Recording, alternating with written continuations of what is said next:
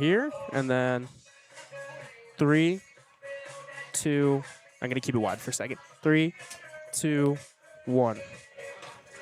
Sasquatch fans, after a long, hot summer of Independence League baseball, it's the moment you've all been waiting for. Your Squatch have the opportunity to defend the iLB championship, which they won last year. I'm Justin Hausman alongside Nikita Lohman, taking you through this weekend of championship baseball. Nikita, 39-10 on the year.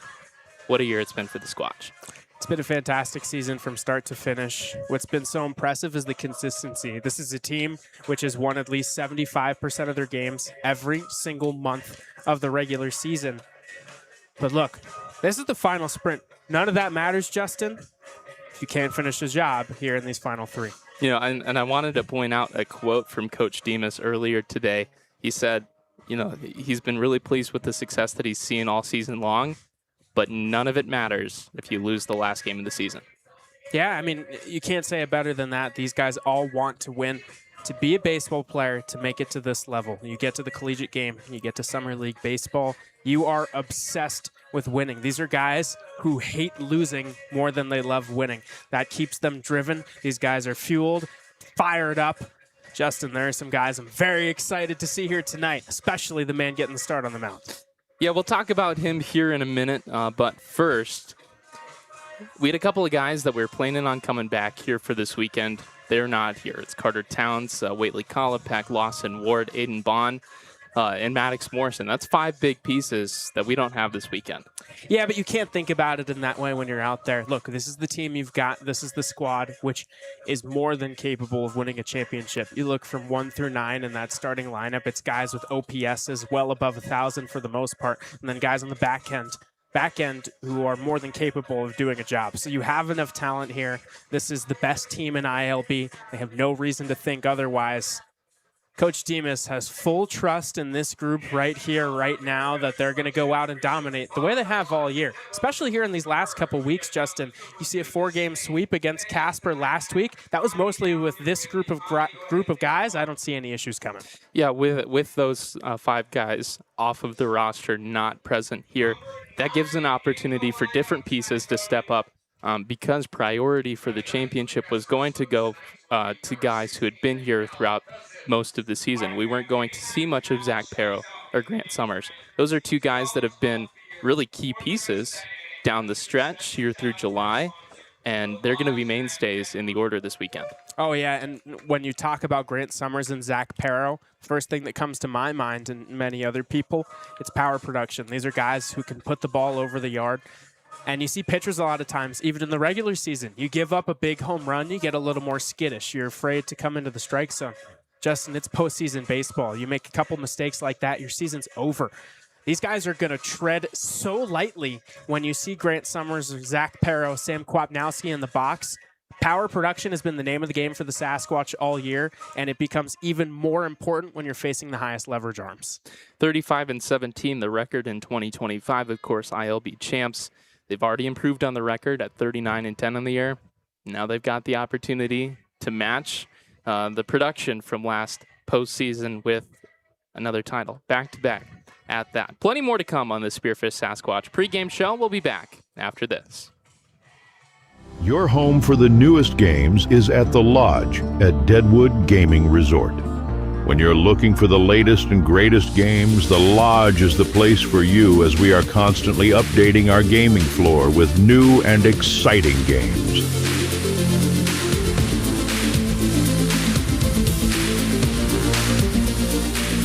There's always something fresh and new at the Lodge at Deadwood Gaming Resort. Your home for the newest games. I learned about the Black Hills Underground campus, where Black Hills has a partnership with Surf, an old gold mine that has been converted into a science lab almost a mile underground.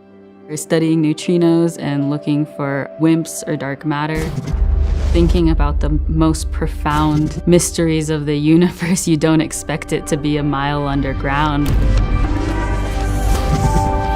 It's super cool.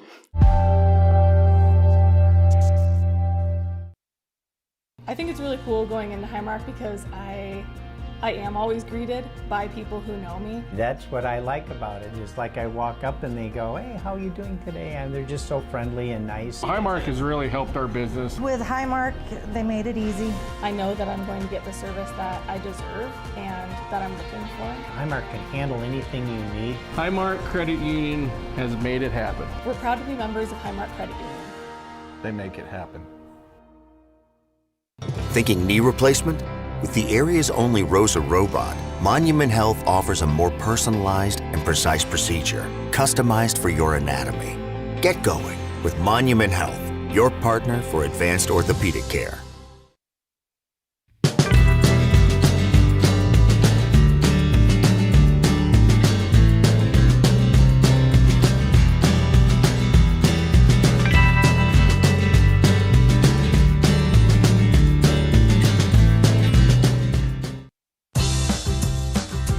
When you venture to spearfish in the Black Hills of South Dakota, you'll find rugged hiking and biking trails, extreme rock climbs, and views that will take your breath away. Plan a spearfish vacation and come find your adventure. Spearfish, my great place in South Dakota.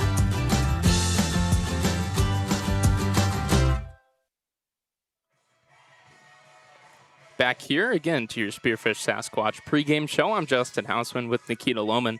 We're going to take you through what was the iLB Wild Card Series between the Casper Spuds and the Wahi Zap. Spuds, of course, winning that 3-game series in 3 games, 2 games to 1. But nobody was really ever comfortable all series long. It was a battle. These are 3 games which were decided by a combined 4 runs. You had game 1. Came down to the 9th inning. Spuds actually go into that inning with a lead, and they lose it. The name of the game there, sloppy play. 2 unearned runs in a 3-run inning. You lose that one.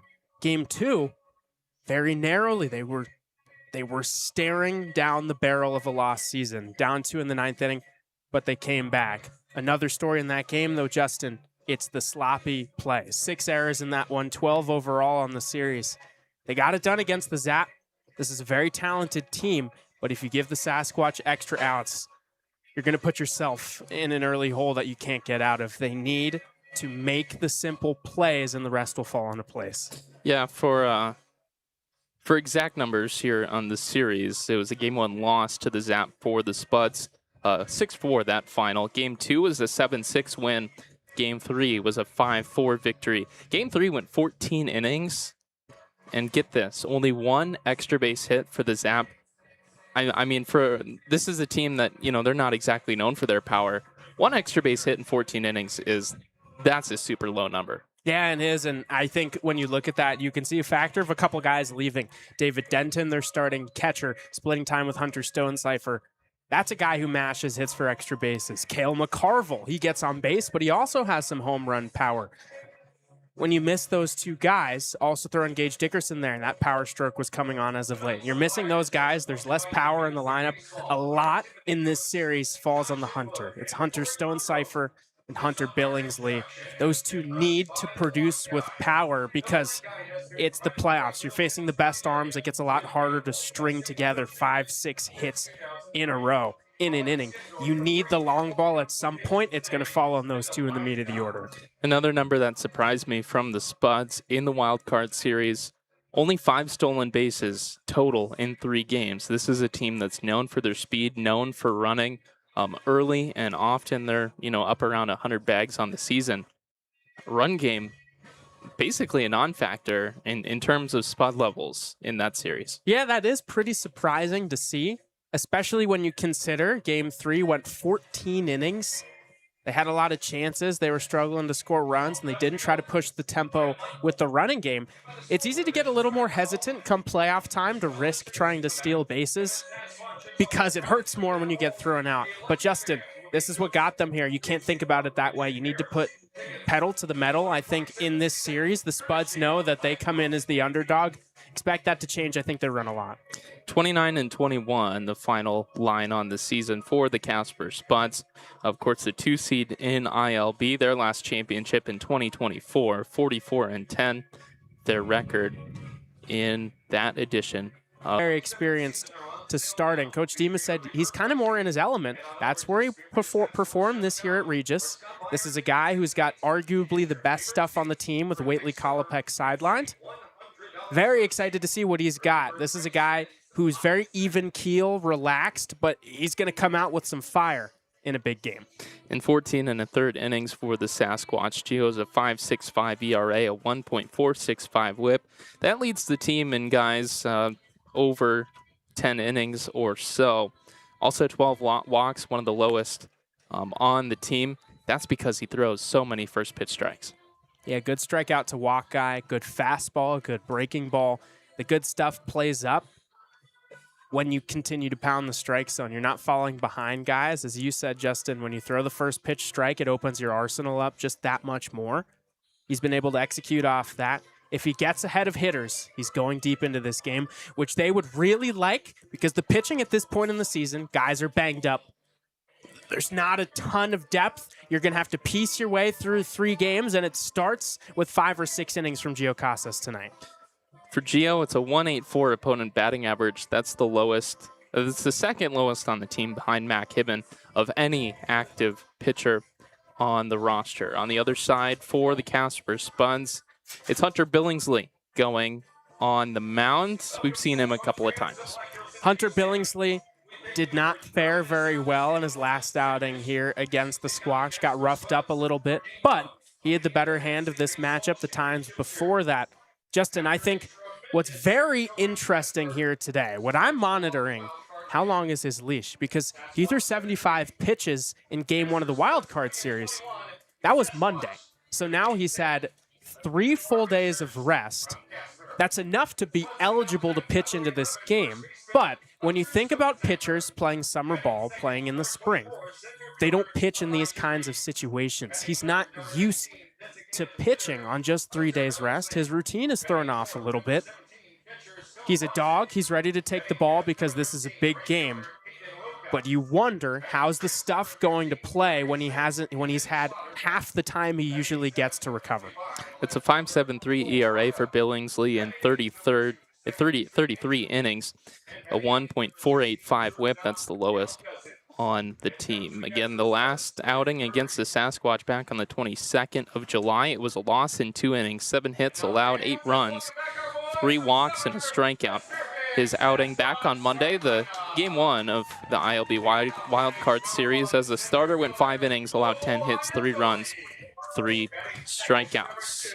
Let's move on to starting lineups. And in the 9 spot for the Casper Spuds at shortstop, Cal Cousins. Again, the starting pitcher for the Casper Spuds is Hunter Billingsley. On the other side for your Spearfish Sasquatch, leading off in center field, Bobo Ayandoli. Hitting second at second base, Malachi Lopez.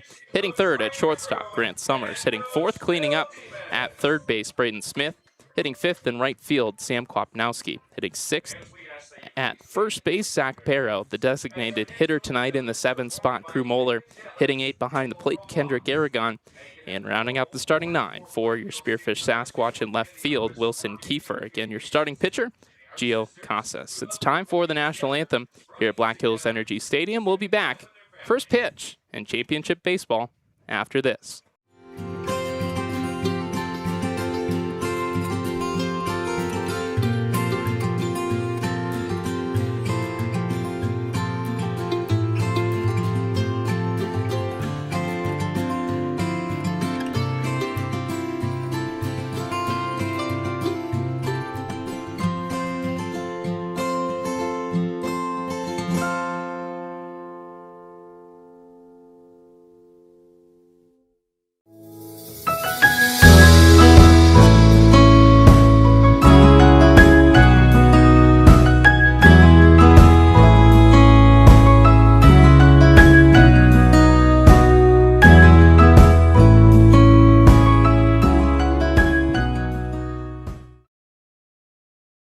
At Monument Health, we keep going so you can keep going. With advanced orthopedic care, technology, innovations, and treatment. So keep exploring, keep making memories, keep going with Monument Health as your partner. Your home for the newest games is at the Lodge at Deadwood Gaming Resort. When you're looking for the latest and greatest games, the Lodge is the place for you as we are constantly updating our gaming floor with new and exciting games.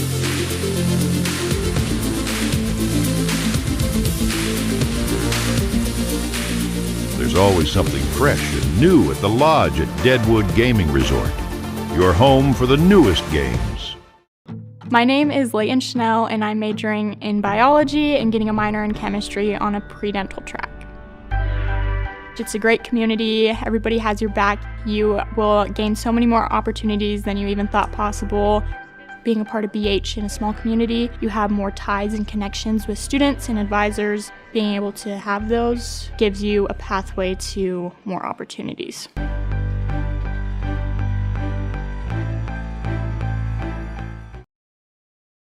Looking for the ultimate family getaway? Hart Ranch Camping Resort has you covered with endless activities and top-notch amenities where the destination is the vacation. Want to try before you buy? Experience Hart Ranch with our resort membership preview. Just $139.95 for 4 days and 3 nights of unforgettable RV camping. Love what you see? We have membership types available for the occasional camper to the every weekender. Call 605-737-5360 or visit hrresort.org to schedule your membership preview today.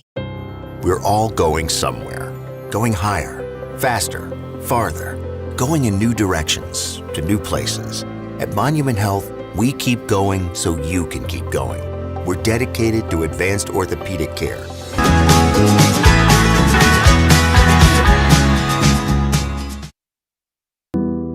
I'm Noah Westergaard, and I'm studying photography at Black Hills State. Being able to use what I learned in class to apply to actual things and not just a project for a grade, to have an actual purpose behind some stuff, I think it's pretty rewarding. The opportunities are there.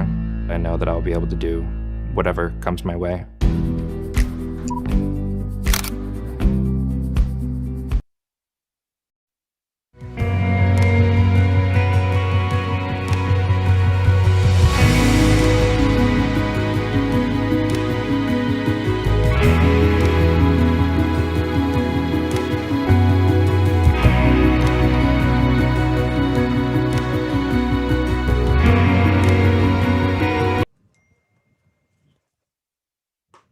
Back here getting ready for the bottom of the first. We lost you there for a second, but we should be back up and running cleanly. If you missed it, it was 2 great plays by Braden Smith over at third base to get outs 1 and 2. Then Hunter Billingsley down on strikes to Gio Casas to end the top of the first. We're back here. Squatch at bat in the bottom of the first inning. It's Iandoli, Lopez, and Summers, the 3 up against Hunter Billingsley. We talked about him in the pregame, but Billingsley, a 5.73 ERA in 33 innings. First pitch is a breaking ball to Iandoli in the dirt. 4-1. Billingsley in his last time out against the Sasquatch. 2 innings pitched, 7 hits, 8 runs. Picked up the loss back on the 22nd of July. That one's up high. It's an early 2-0 hitters count to Bo.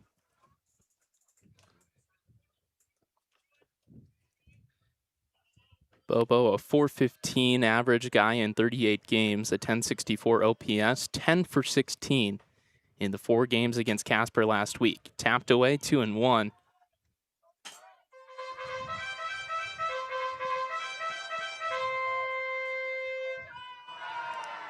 Out of those 10 hits, 1 extra base hit, a double, but 9 RBIs. He's just been on an absolute tear. Frankly, all year. He's just been so comfortable at the plate. 2-1 is a changeup that gets a swing and miss, 2-2. And Bo's a guy that he's always getting barrels. Sometimes he's not getting production just because he's been unlucky. He's hitting 2 defenders. So consistent on the barrel, hard hit balls, good contact every time. The 2-2 skips in for full in the first at bat. of the bottom of the first. And this is also what he does. He leads off a game. He works a lot of pitches. Sure, these guys have seen Hunter Billingsley plenty of times this year, but it never helps to get a little more intel, see what he's working with on a given day. You've seen him lean on the changeup a bit early. Bo's let him know. The payoff pitch. Hit on a line out to right field. It's in for a single. Iandoli does what he's done all year. He's a leadoff base runner for Malachi Lopez.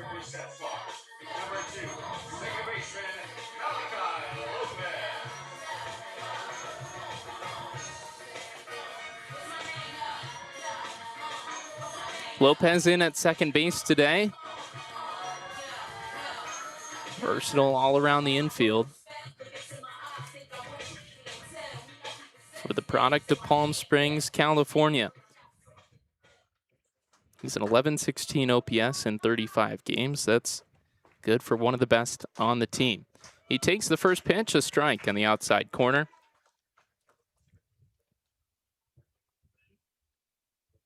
Two for 8 last week against Casper, but both those hits extra bases, a double and a triple. Extending his team leading triple total up to 6, a 1-1 count now.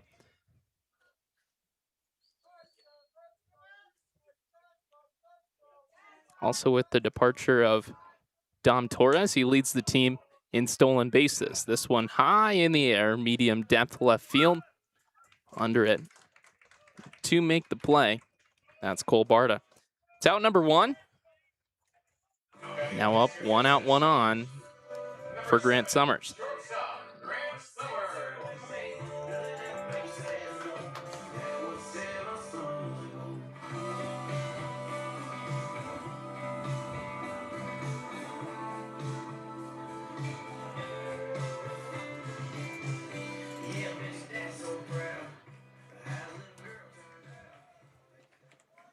Summers, one of the best additions to the team throughout the whole season. An All-American out of Doane University. Takes a pitch for a ball. Start off this at bat. It's a 1434 OPS in a short 10 games. A check back on Bo, not in time. Doesn't even sound real. It's higher than Barry Bonds in his prime. And I think Grant Summers is such a good fit for postseason ball. Inside 2-0. Summers has played just about a quarter of the amount of games that some of the other guys on the team have played, between a third and a quarter. He has half or more than half the amount of RBIs in that time. He is an RBI machine. This one might find the highway, but it's going to be foul.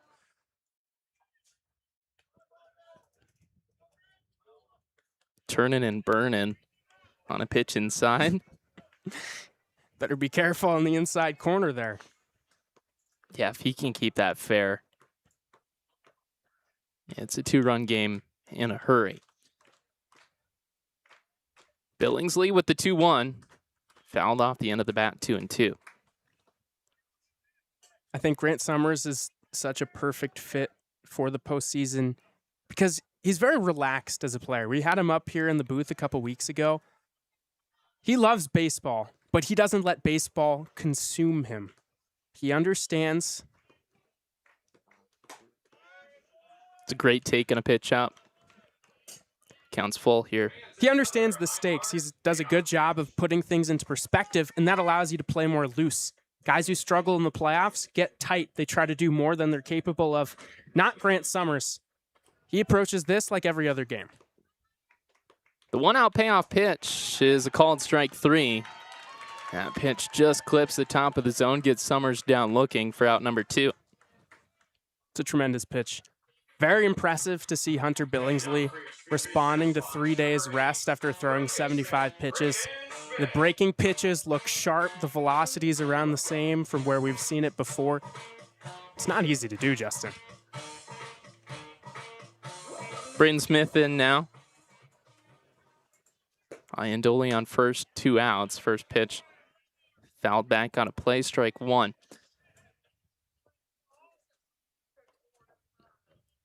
Smith, one of the most underrated guys on the team.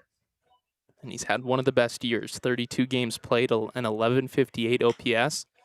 This one will sneak through the infield. It's a 2-out single, iLB up to second. Runners first and second, 2 outs for Sam Kwapnowski. And here's what I mean about everything as a rally in the playoffs. First and second, 2 guys out in the first inning. Regular season game, you're not too stressed out. Justin, any moment like this can decide the ball game. And as a result, your season. Every run, so much more important. The runner on scoring position, Kwap, he can drill a guy in. Even with a couple of outs. That one fouled down the line for strike 1.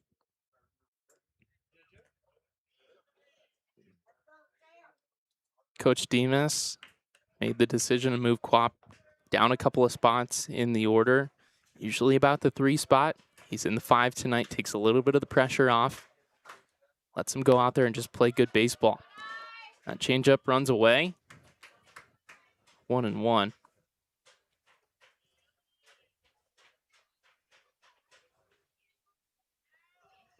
He's one of the guys who's been here before. Just last season. You got to think how special it'd be for him to win 2 titles in 2 years. 1-1 changeup gets Kwap out in front, 1-2. That's a good looking pitch. Yeah, that thing is really working. Fortunately for the Sasquatch, only 2 lefties in the lineup. We'll see how many right-on-right changeups Billingsley throws. I think iLB and Kwapnowski will get a heavy dose of that pitch, low and outside, as this game progresses. With 2 on, Billingsley sets and delivers the 1-2 pitch. Fouled away. Kwap stays alive. And the count remains.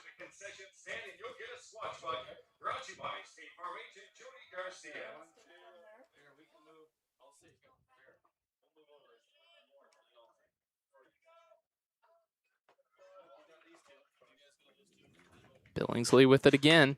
This one rolled out to short, picked up by Cousins. The play not made.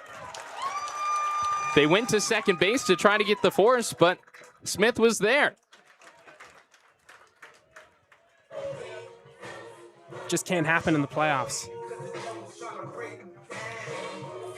I think they have the out at first. Kwap's not the fastest runner on the team. It's a slowly hit ball. It was a jam before. You get your palms sweaty right now, and you don't know how long Hunter Billingsley can go. Even if he gets out of this, these are extra pitches which you can't throw later in the game.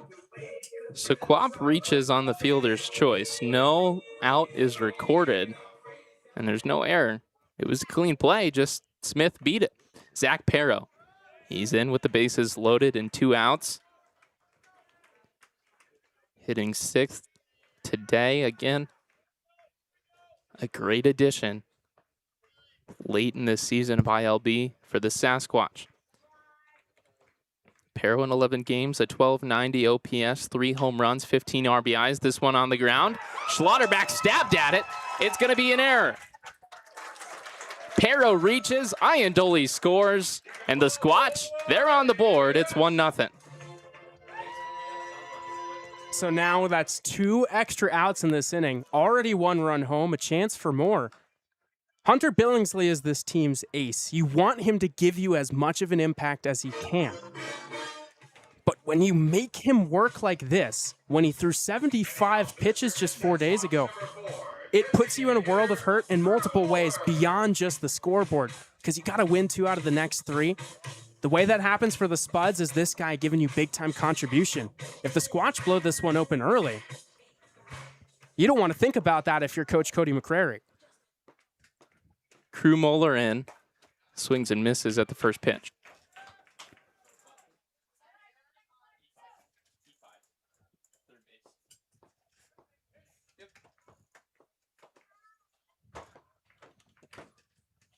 Moeller, the designated hitter in the 7 spot today, sees a pitch down, maybe a little in, 1-1. Again, one run across in this inning. All this damage done with 2 outs. iLB single to lead off. Now another swing and miss for Moeller 1 and 2. Lopez and Summers both out back-to-back, but then a single, a fielder's choice not made, and then an E5. Squatch on the board early. Moeller in a 1-2 count. Billingsley fires. That one fouled back. Crew stays alive. If I'm Hunter Billingsley here, changeup's been my best pitch. Crew Moeller, better with the fastball than off-speed stuff. I know it's righty-righty and the bases are loaded. I'm dropping him a changeup low and inside off the plate. 1-2 does get him. A swing and miss retires the side, but not before. The Squatch put up 2 hits and score a run on that costly Spuds error. We're through 1 complete. It's a 1-0 lead for your Sasquatch. Top of the second. It's on the way next.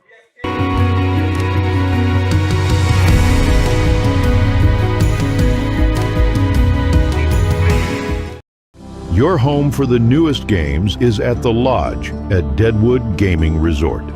When you're looking for the latest and greatest games, the Lodge is the place for you as we are constantly updating our gaming floor with new and exciting games.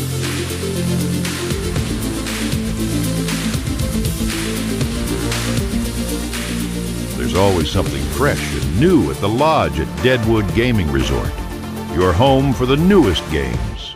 I learned about the Black Hills Underground campus, where Black Hills has a partnership with Surf, an old gold mine that has been converted into a science lab almost a mile underground. We're studying neutrinos and looking for WIMPs or dark matter, thinking about the most profound mysteries of the universe. You don't expect it to be a mile underground. It's super cool.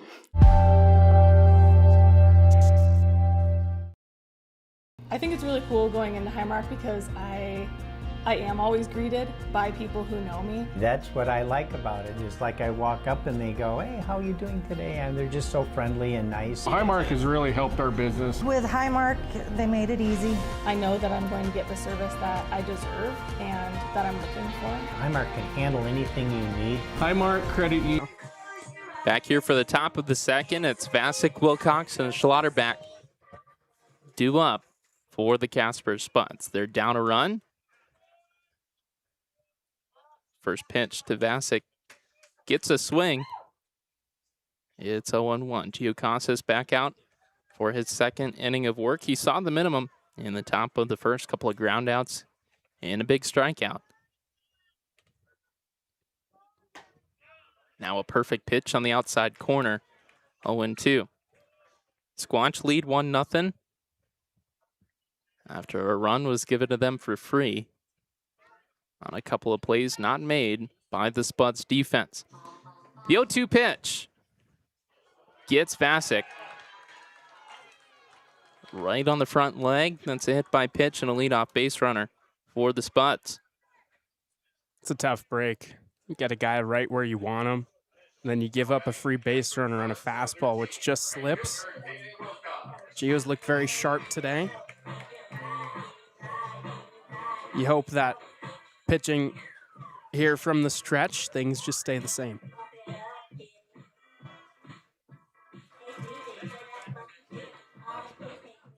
With Vasic on first, Caden Wilcox steps in. He squares to bunt. The pitch is up and away. He pulls back and takes the ball. It's 1-0.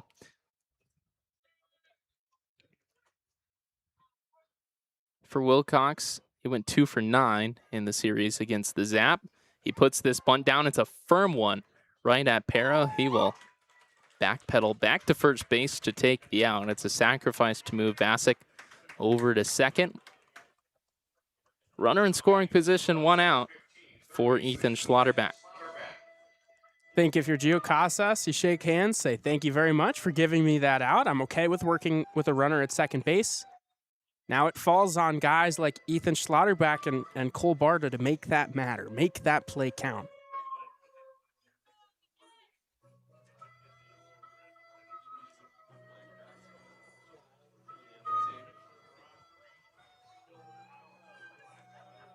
So Schlotterback steps in. He was tacked with an error in the bottom of the first. That let Iandoli score. In the wild card series, it went 2 for 7, but scored the winning run in game 3, the bottom of the 14th inning. First pitch he sees is down and away for a ball. In that game 3, he was a pinch hitter. Went 1 for 3 in his at-bats. Got a defensive conference out there. Gio and Kendrick getting on the same page. Working on some sort of assign system with a runner on second.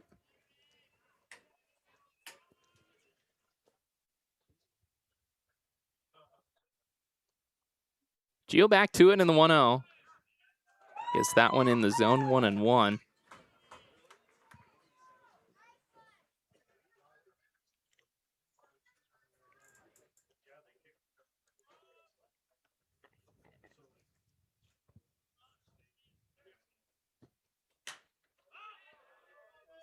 Fouled out of play, 1-2. This is a big opportunity for another out for Gio. Yeah, I think he just missed his spot with the slider there, hung it a little more over the plate than he'd like. I say go back to that pitch. Make it right, bury it low and inside, get a swing and a miss. The 1-2 pitch. It's a fastball, stays outside, 2-2.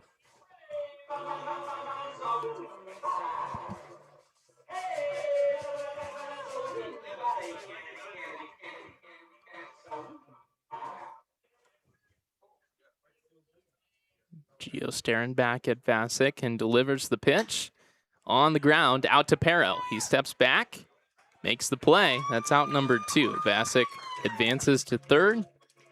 So a tying run just 90 feet away. But 2 outs in the inning for Cole Barta. You're more than okay with that? He's done a great job. He wasn't flustered by the hit by pitch. He was filling up the strike zone before. He's been filling up the strike zone since.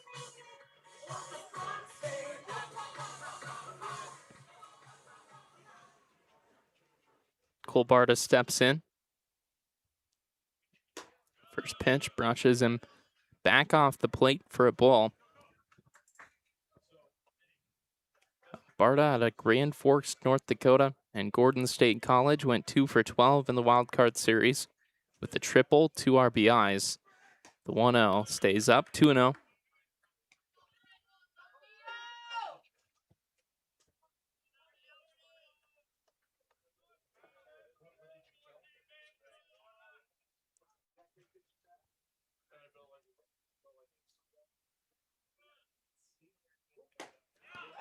Right down Broadway for strike 1. He's established that fastball in the zone now. You go slider outside. Honestly, I think he shows him another heater here. You were right. Painted it on the corner. That's strike 2. And then here comes the slider. Yeah, the fastball command today is impeccable. He's putting the ball, aside from that one hit by pitch, just gets in on him a little bit. He's putting it exactly where he wants it with good velocity. 2 balls, 2 strikes, 2 outs. The pitch is fouled. We'll do it again.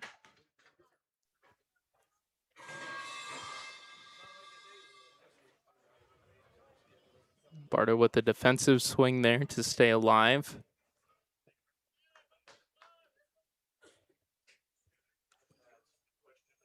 Think off that swing. Throw him a fastball. That one right back up the middle. It's past Gio and into the outfield. Vasic comes in to score. Barta delivers a 2-out single. Scores the run. We're tied. It's 1-1. And he was ready for it. He thought alongside Gio Casas. He earns himself that heater because he does a good job fighting off a slider. That's a playoff level at bat. You need those 2-out swings with runners in scoring position. In a close series, that will make or break you. Andrew Witt in now in the 8th spot out at second base. Witt out of Bakersfield, California. 306 hitter in 32 games and 837 OPS. First pitch ripped back to the screen for strike one. Witt attends MSU Billings in the Wild Card Series. Just 1 for 11. Couple of walks, couple of runs, 3 strikeouts.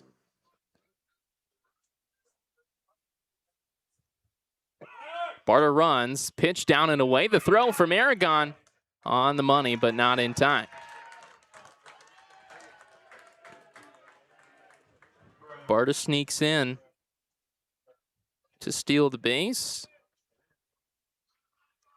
Counts 1-1 to Andrew Witt. Now another runner in scoring position due to that running game that Casper is known for. Gio looking back at him, now delivers the 1-1. It's down low, 2-1.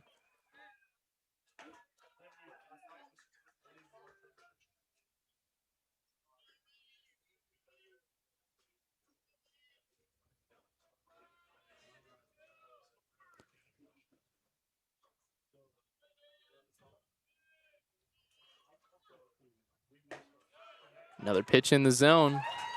Firm fastball evens up the count, 2-2. Let's hear some 2-out, 2-strike boys.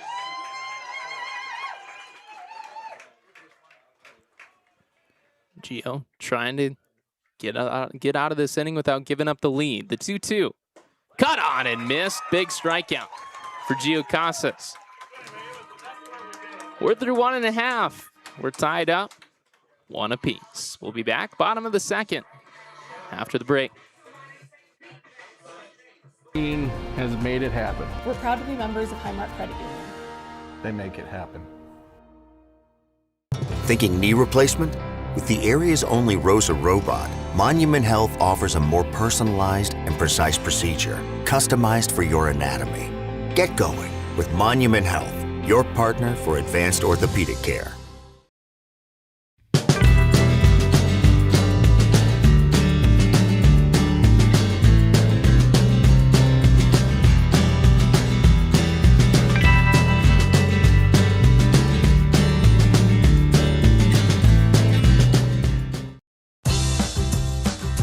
When you venture to Spearfish in the Black Hills of South Dakota, you'll find rugged hiking and biking trails, extreme rock climbs, and views that will take your breath away.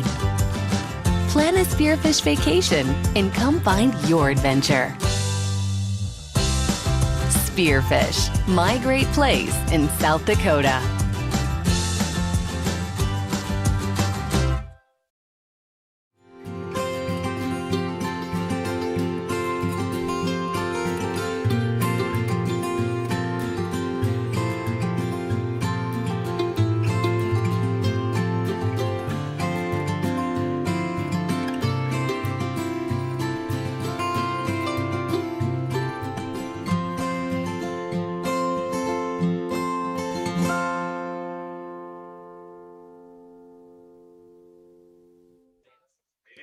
Bottom of the second for the Spearfish Sasquatch in this game 1 of the iLB Championship Series. It's Kendrick Aragon to lead off.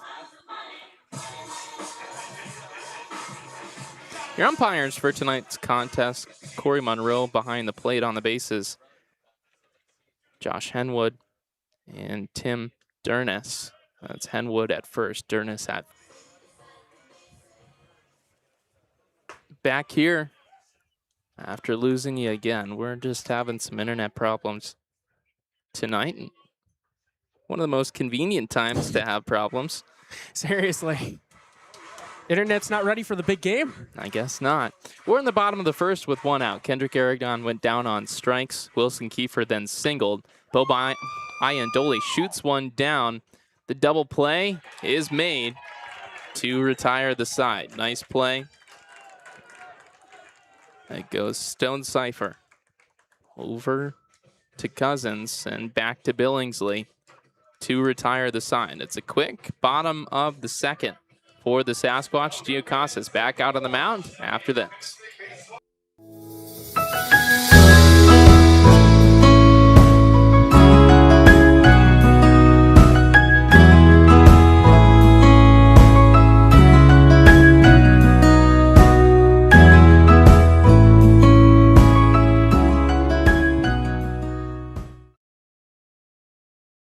Monument Health, we keep going so you can keep going. With advanced orthopedic care, technology, innovations, and treatment. So keep exploring, keep making memories, keep going with Monument Health as your partner. Your home for the newest games is at the Lodge at Deadwood Gaming Resort. When you're looking for the latest and greatest games, the Lodge is the place for you as we are constantly updating our gaming floor with new and exciting games.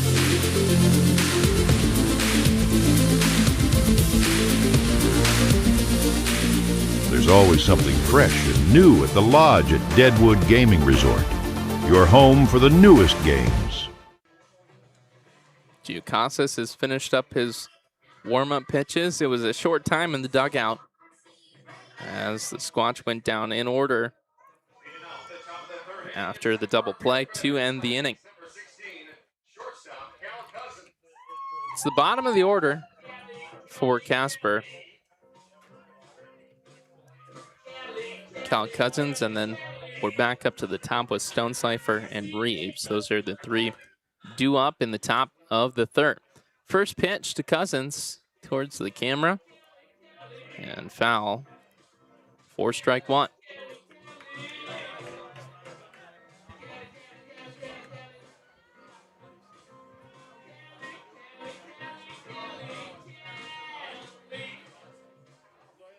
Casas delivers, another pitch fouled. 0-2. Couple of pitches fouled to the opposite field. He buzzed on the tower here. Fastball up and in. Honestly, as long as he elevates a heater, I think he's good here. The 0-2 on the corner, called strike three. Went with the heater, but he put it at the knees on the outside corner. Great pitch for out number one. Good location vertically. Picture perfect horizontally. Getting that arm side run, he sneaks it back on the corner. The fastball is really working today. I don't think you're going to see a ton of breaking pitches until the third time through, unless he has to, because that fastball is doing the dirty work for him. Back to the top of the order, and Hunter Stonecipher. First pitch skied out to center field. It's a couple of steps to the right for Bobo Iandoli. He will pull it in to record out number two. This is back to Gio on the mound. Spuds made some noise in the top of the second with a hit by pitch, a couple of sacrifices, and a single to knock him in. But Gio, he's controlling the count, making his pitches, getting some uncomfortable swings. Elijah Reeves in for the second time. He grounded out on a nice play by Braden Smith at third base back in the first. Gio delivers that pitch just outside. 2-0.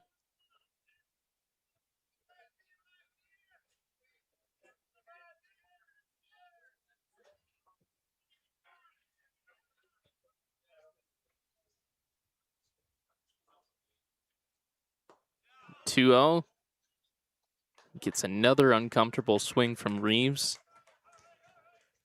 And in a 2-0 count, to get a guy to chase a slider in the dirt, I was praising the fastball. That's the best slider he's thrown today. Another 2-1 as a fastball stays just up onto the zone. 3-1. On deck is Hunter Billingsley. He struck out in the first.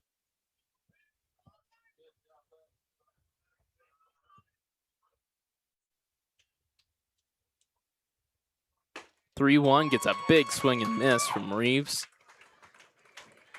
We're all filled up here. 2 outs in the top of the third.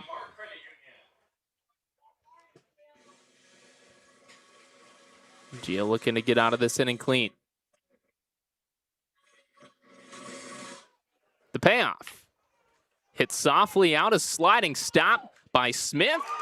Up and across the diamond for out number 3. Great defensive day for Braden Smith at third base. It's a clean inning for Gio Casas. Bottom of the third in a tie ball game after this.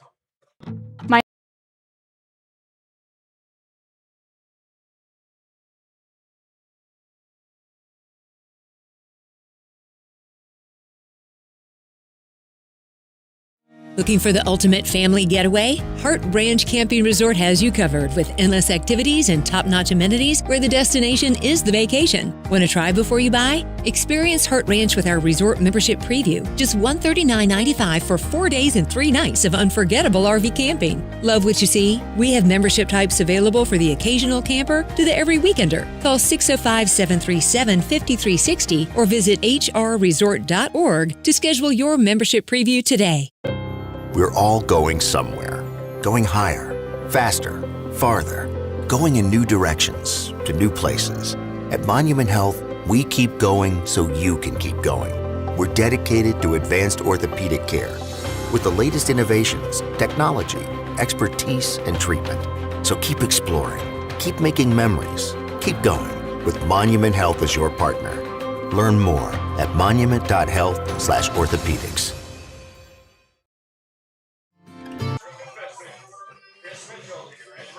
Bottom of the third here as Billingsley finishes his warm-up pitches.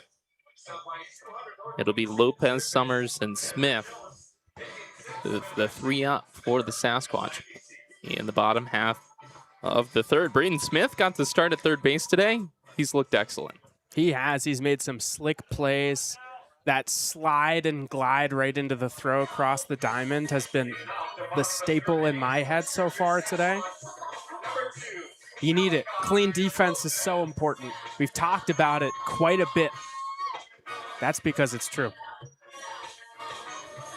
So Malachi Lopez steps in. He flew out on a towering fly ball to left field back in the first.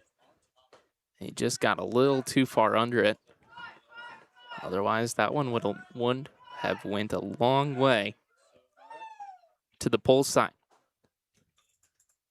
That's something that him and Coach Demas have been working on this summer, is pulling fly balls. Now this one, a fly ball out to center field. Reeves chases it down for out number 1.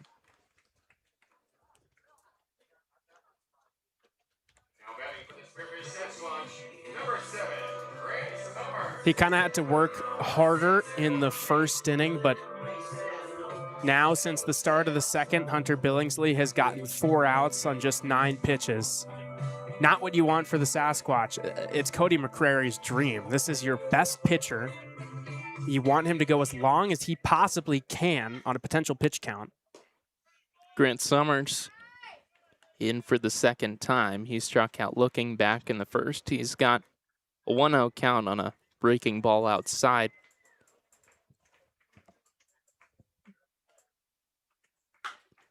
This one hit out to shallow left center field. Reeves coming in. He makes the play. Nice play made on the run for out number 2. 2 quick outs for the Sasquatch in the bottom of the third. It's 2 outs, just 4 pitches. Yeah, and doing it against the top of the order, too. Completely changes the game for Casper. Whichever team loses this game is going to have to work a lot with their bullpen in the final 2 games. You just need to save arms.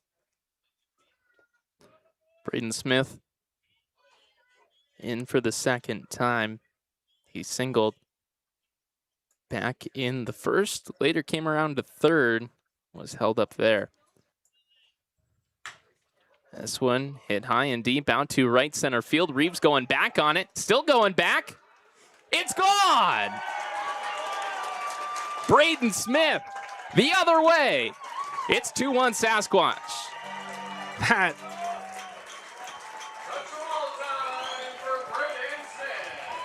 That's a tremendous swing, Justin. There's something about Braden Smith going the other way.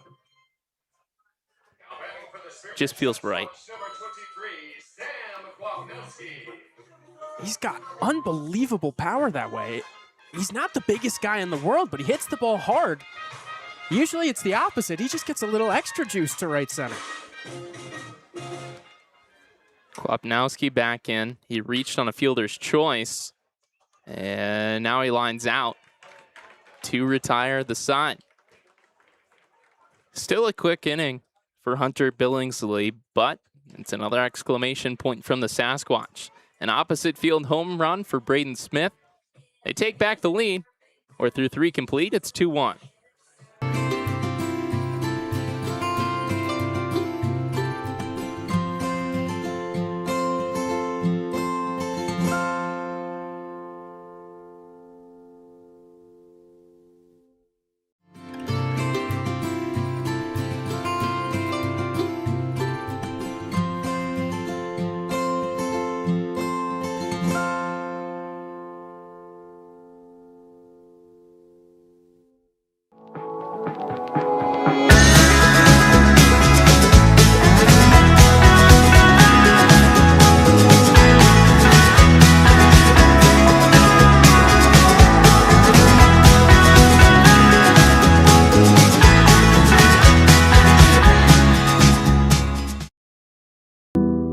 I'm Noah Westergaard, and I'm studying photography at Black Hills State. Being able to use what I learned in class to apply to actual things and not just a project for a grade, to have an actual purpose behind some stuff, I think it's pretty rewarding. The opportunities are there. I know that I'll be able to do whatever comes my way.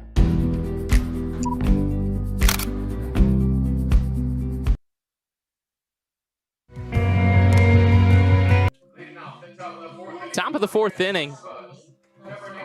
The Spuds back at the plate, back with a deficit after Braden Smith, with a great swing to the opposite field, put one out to retake the lead 2-1. It's 3, 4, and 5. Due up Billingsley, Vasic, and Wilcox. First pitch is ripped on a line out to right field. That's a first pitch single for Hunter Billingsley. A lot of first pitch swinging. Not what you'd expect when you want to get into bullpens as early as possible in a best-of-3 series. But if it works, it works. First priority is putting up runs. Runner on first, no outs for Stone Vasic. He was hit by a pitch. Came around to score the only Spuds run so far. It's a foul tip on a first pitch fastball, strike 1.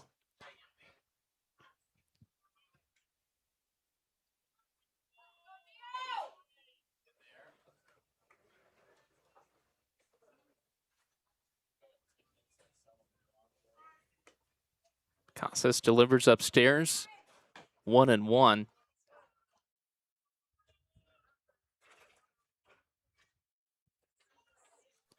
Gio got through the first clean, had a little bit of trouble in the second, hit by pitch in a single. Back clean in the third. Now he's got a base runner. Check back on Billingsley. Not in time.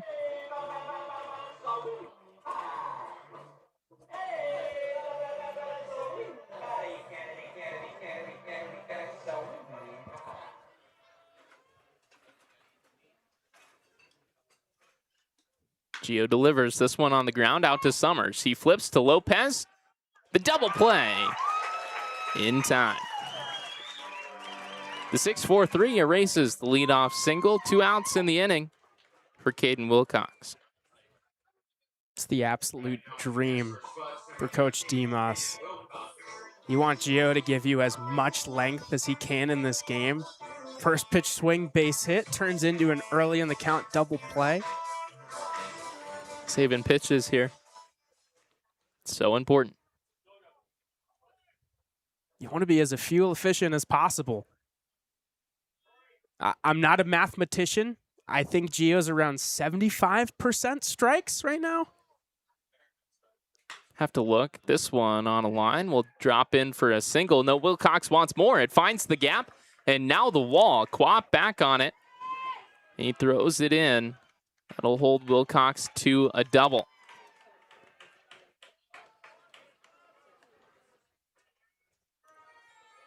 2-out double puts her runner in scoring position for Ethan Schlotterbeck. And that's yet another first pitch swing and first pitch hit. Spuds have a good idea that they're getting a fastball.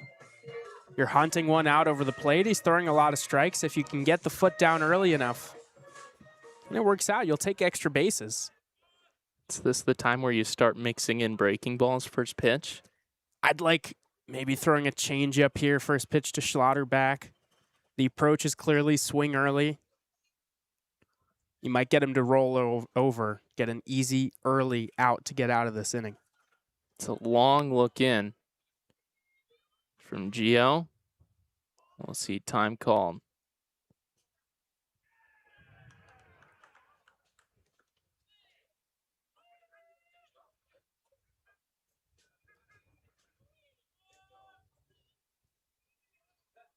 Gio and Aragon decide on a pitch. Now fire a fastball off the outside corner. That's ball one.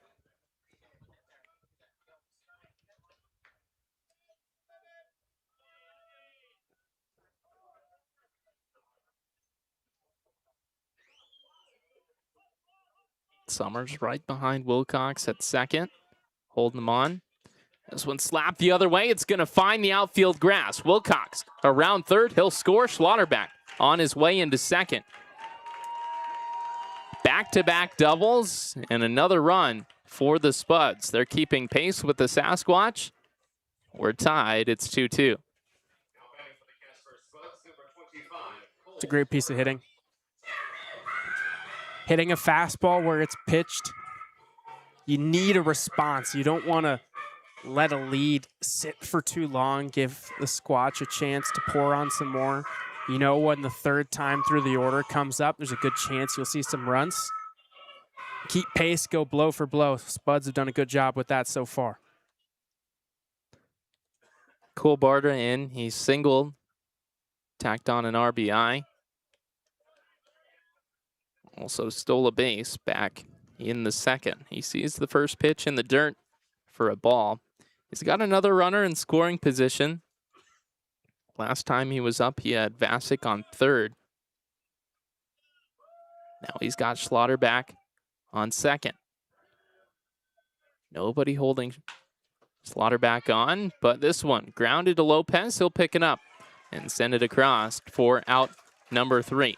Another run comes across for the Spuds on a couple of hits. It's 2-2 through 3.5. Bottom of the fourth. It's on the way next.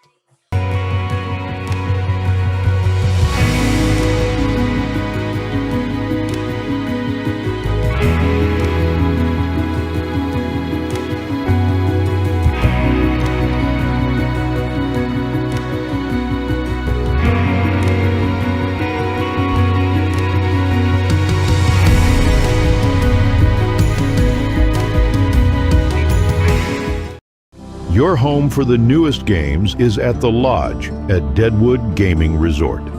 When you're looking for the latest and greatest games, the Lodge is the place for you as we are constantly updating our gaming floor with new and exciting games.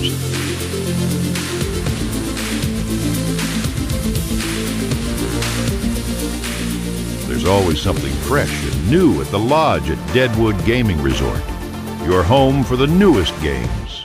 I learned about the Black Hills Underground campus, where Black Hills has a partnership with Surf, an old gold mine that has been converted into a science lab almost a mile underground.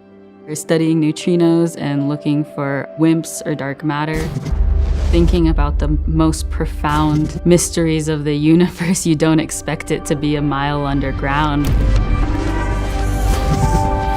It's super cool.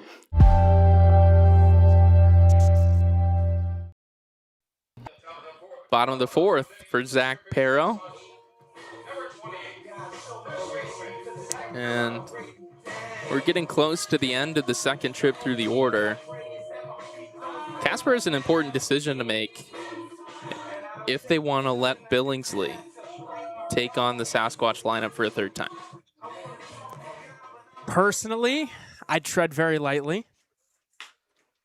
First pitch to Pero is grounded over to Schlotterbeck. He picks it up and sends it across for out number 1.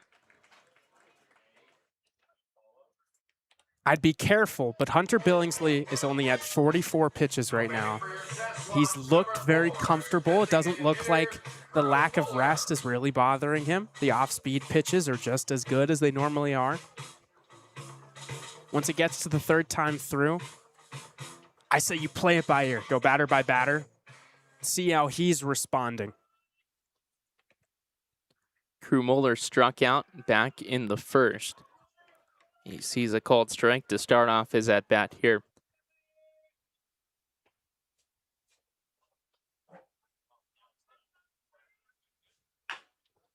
Chopped out to third base. Schlotterback again across the diamond. Got him for out number 2. Hunter Billingsley threw 29 pitches in the first inning alone. He's almost through 4. He's at 46.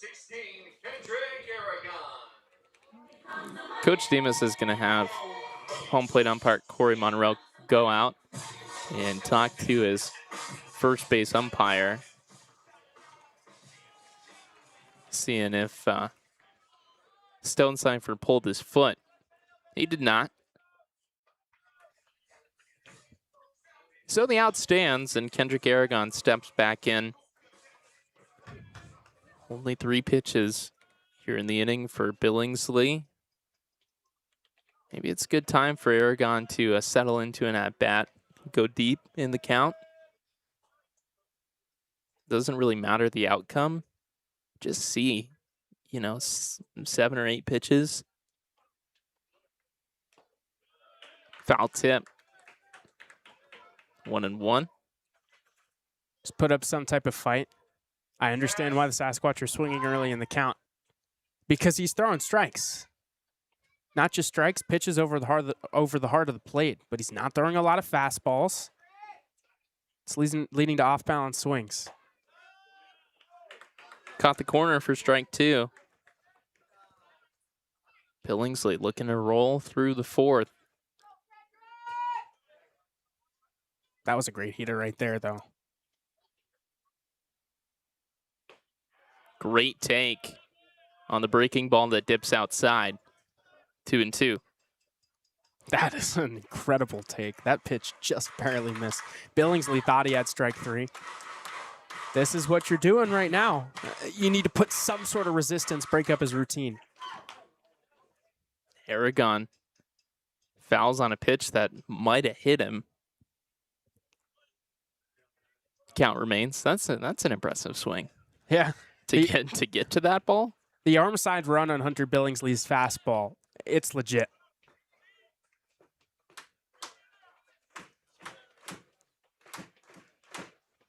Back to the 2-2 count.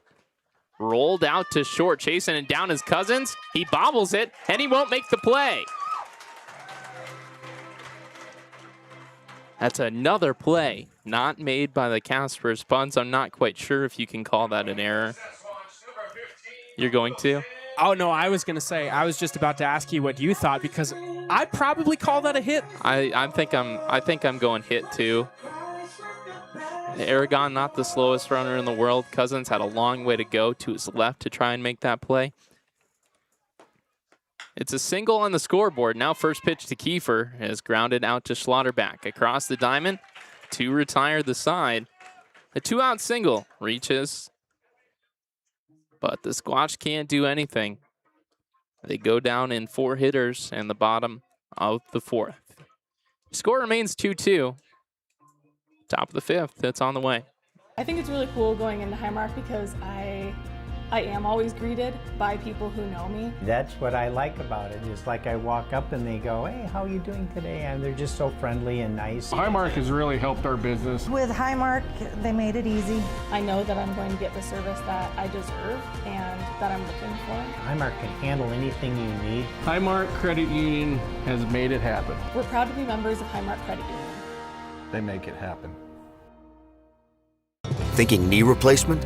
With the area's only ROSA robot, Monument Health offers a more personalized and precise procedure, customized for your anatomy. Get going with Monument Health, your partner for advanced orthopedic care.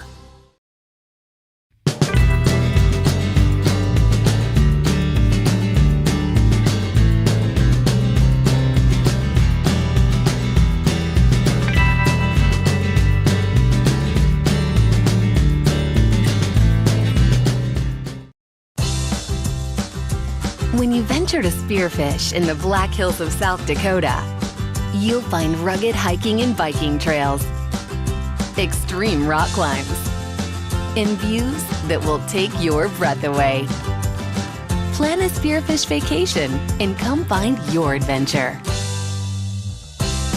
Spearfish, my great place in South Dakota.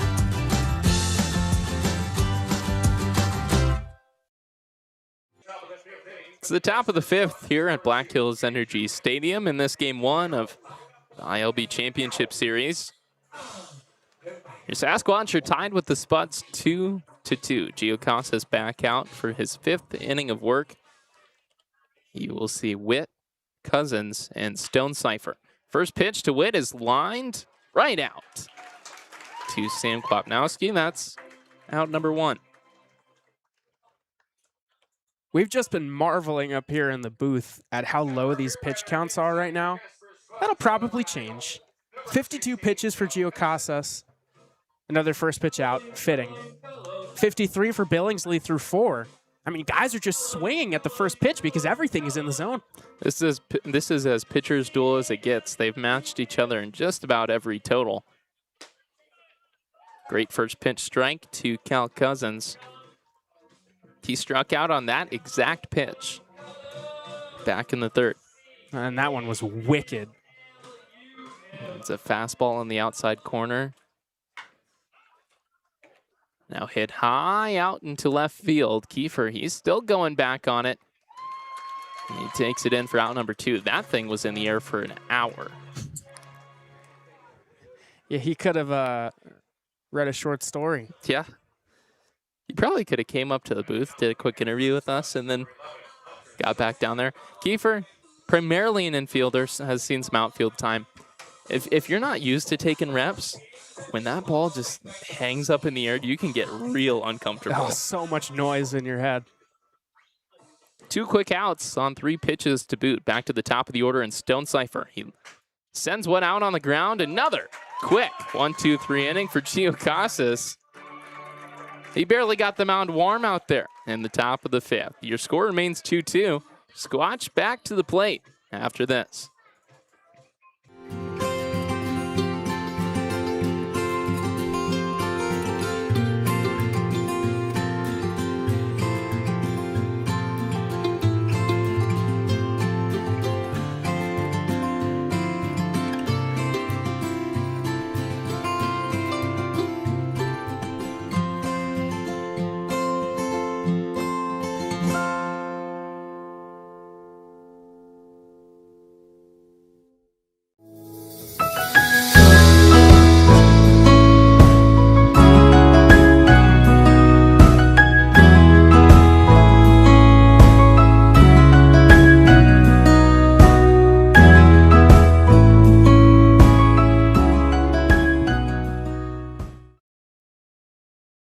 At Monument Health, we keep going so you can keep going.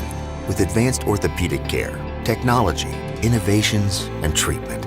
So keep exploring, keep making memories, keep going with Monument Health as your partner. Your home for the newest games is at the Lodge at Deadwood Gaming Resort.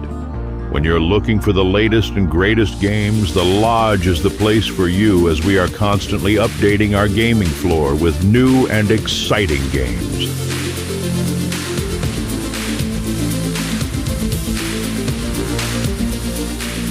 There's always something fresh and new at the Lodge at Deadwood Gaming Resort. Your home for the newest games. Back to this game 1 of the iLB Championship Series. One of the quickest games we've seen all season. These pitching numbers, they're off the charts. Billingsley and Casas are just filling up the zone. 108 pitches thrown, 75 strikes. 70% of the pitches these two are throwing are strikes. That's the highest mark in all of iLB. It's higher than Whately Kolopek in his time with the Sasquatch. We're back to the top of the Sasquatch order. This is a really important inning as we're beginning the 3rd time through the order. This is the time in the game where the Sasquatch start teeing off on a guy that they've now seen twice. They're seeing him for the 3rd time, Hunter Billingsley. still on the mound in the 5th. Iandoli lines this one out to left field, but it will not find the outfield grass. That's taken in by Barta for out number 1. These guys just continue to mirror each other. We saw a couple quick outs on lineouts in the top half of the inning. Hunter Billingsley matching.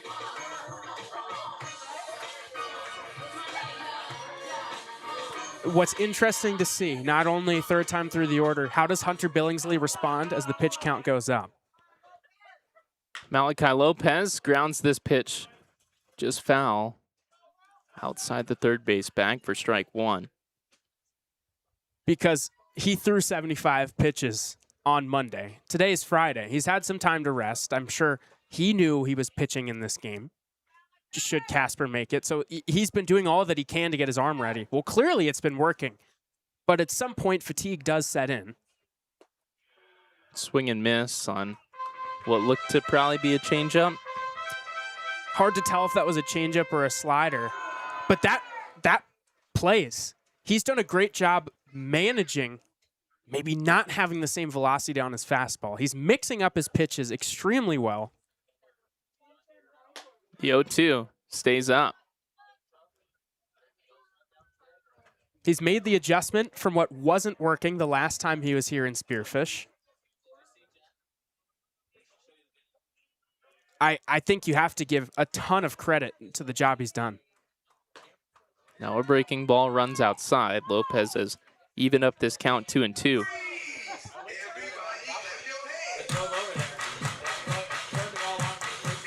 I mean, this is really high level stuff, Justin. On the ground and through the infield. Lopez a 1-out single. Puts a runner on base for Grant Summers. You know, as a pitcher, as a guy that's always loved the art of pitching, a game like this just makes me happy. There's something about two starting pitchers that are going at each other, filling up the strike zone, getting outs. Low score in the run column. But the Squatch trying to move with a threat here in the 5th. Lopez on first. Grant Summers at a 1-0 count with 1 out in the inning. Now that's going to get him on the back. Breaking ball slips away from Billingsley. And Summers, he's not happy with that. Not thrilled. At least it's a breaking ball, so it doesn't hurt quite as much. That thing still stings, though. Don't get it twisted. You know, and I don't even really think it's the fact that he got hit or anything. I just think he wants to hit. Oh yeah. You know, he's hitless here. He was hitless through his first 2 at bats. Now with a hit by pitch, he's reached base. Runners first and second, 1 out for Braden Smith. Smith, he's 2 for 2 and a great day, and made loud contact in the 3rd, a home run out to right center field. Just a solo shot. It took the lead at the time. The Spuds then tied it up in the top of the 4th. After the foul ball, it's 0-1. Billingsley fires that pitch downstairs. Lopez trying for third. He got him. Malachi Lopez looking to move up 90 feet on that pitch. It was the perfect pitch to run on. It ran outside, but Vasic, he just made the throw. I think he read that was a dirt ball. He was going to take a second to get to it. I appreciate the aggressiveness, trying to get to third with less than 2.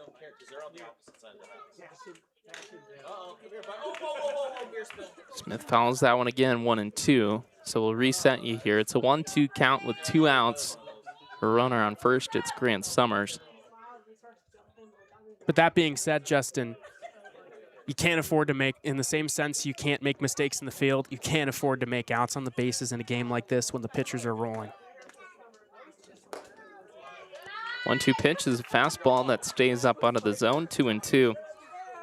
especially when you've got Braden Smith up at the plate who's been swinging the bat very well. Malachi Lopez is a great base stealer, so you give him some slack. He gets a chance to make the aggressive moves. Grounded out to Cousins, but takes a high skip off the lip. Summers will not advance to third. Barta did well to come in and cut that ball off.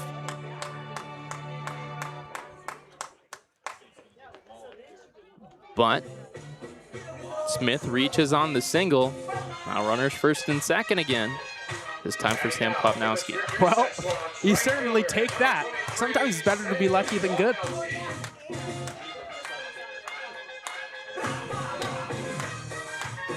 But you need to make that matter. Quap leads the team in RBIs, 52 on the year. In 35 games, a 1079 OPS. Last week against Casper went 4 for 12, a home run and a double. 4 runs scored, 2 RBIs. It's got a 1-ball count here. Slap the other way, pass the diving Schlotterbeck. Summers around third, Smith right behind him. He will hold at third. Quap into second with a 2-out RBI double. It's 3-2 Sasquatch. What a big swing. Picking up his teammate, picking up the guys. Sam Klopnowski was a monster en route to the Sasquatch Championship last year. He's the best RBI guy on the team. These 2-out swings are going to be the difference in the game. You see the home run from Braden Smith. Now the double from Quap. There's still a chance for more. That's huge. You get Hunter Billingsley off his game just a little bit more. Zach Pero steps back in. He is 0 for 2. He is grounded out. He also reached on an error. That reach on error scored the first run of the game with Ian Doley. Pero certainly looking to get into the hit column here. Yeah, that run in the first kind of just handed to the Sasquatch. It's going to take that pitch on the outer half. 1-1. You can see he's taken an approach. He wants to get deep in a count. He wants to see more pitches. So when you see more pitches in your third time against a pitcher, you know his arsenal. This one hit high out into left field with 2 outs. Everybody's moving. Barta in on it, will make the play and retire the side. Pero got a pitch. He thought he could hammer out to left. Got a little under it. And that ends the inning. But not before. The Squatch score 1 more run to take the lead yet again. 3-2 your score after 5 complete. 6th inning. It's on the way next. My name is Leighton Schnell, and I'm majoring in biology and getting a minor in chemistry on a pre-dental track. It's a great community. Everybody has your back. You will gain so many more opportunities than you even thought possible. Being a part of BH in a small community, you have more ties and connections with students and advisors. Being able to have those gives you a pathway to more opportunities.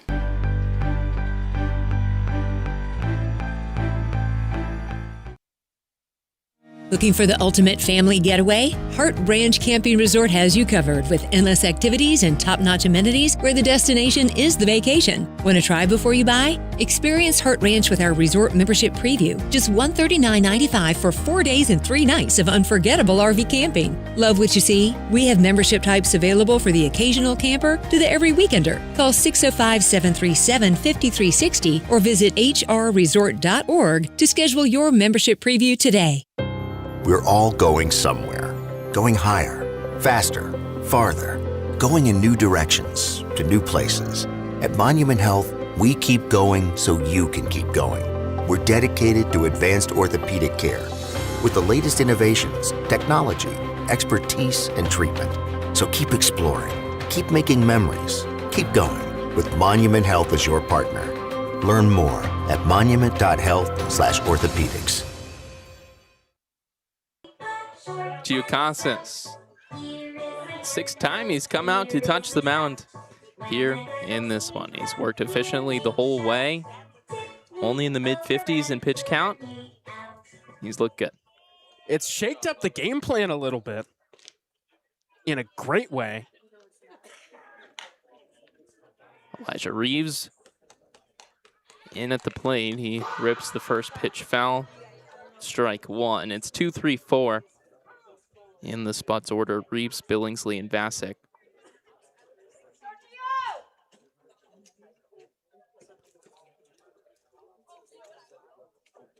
Gio delivers the 0-1 and runs outside. Evens us up 1-1. Before the game, we were thinking, all right, to piece together this win, Gio Casas probably gives you 5 innings, maybe 6 if he's feeling good. Another one back to the screen, 1-2. But he's at 58 pitches right now. You don't know what happens in this inning, third time through, top of the order, so you can't bank on something happening because everything could flip. But if he gets through this 6th quickly, then you're looking at not only could he go the 7th, but he can pitch even deeper into the game.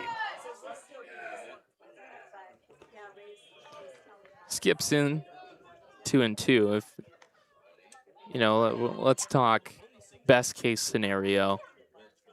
Gio goes 8, only gives up another run.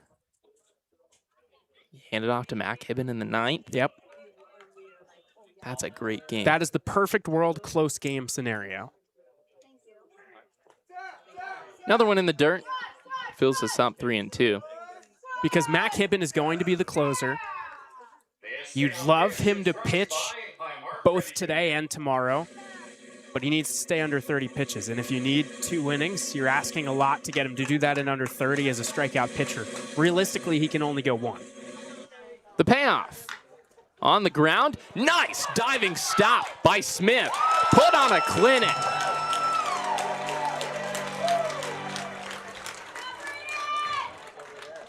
Braden Smith has taken away 2 singles from Elijah Reeves at the hot corner today. He has looked great. What can't this guy do, Justin? Hits a bomb right center field, about 400 feet. He's flashing the leather time and time again. Some guys just come through and shine on the biggest stages. Hunter Billingsley in, 1 for 2, a single and a strikeout. He led off the top of the 4th with the single, was quickly erased by a double play. Now the Spuds did tack on a run in the 4th, but that double play sure felt good. Foul down the first base line, 1-1.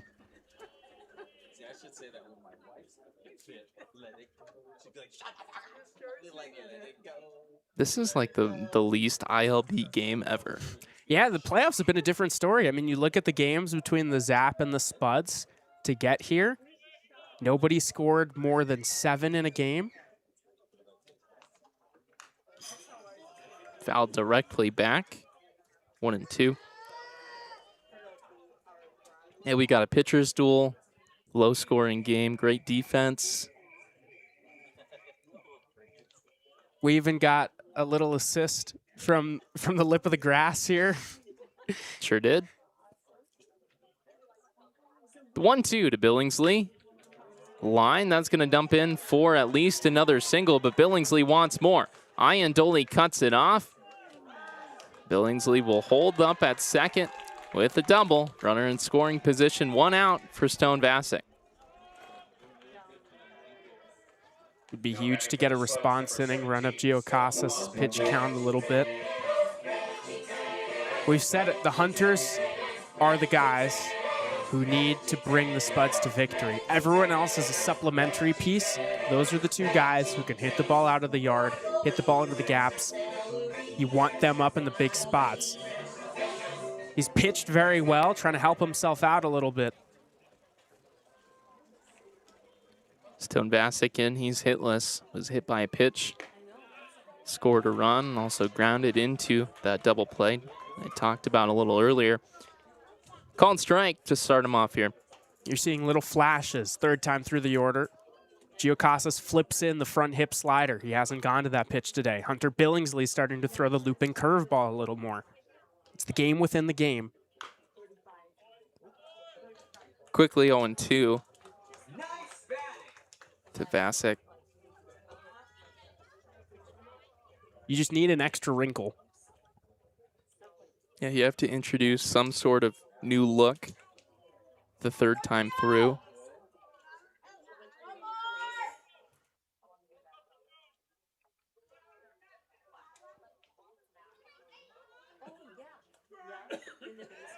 That breaking ball skips away from Aragon. Wild pitch.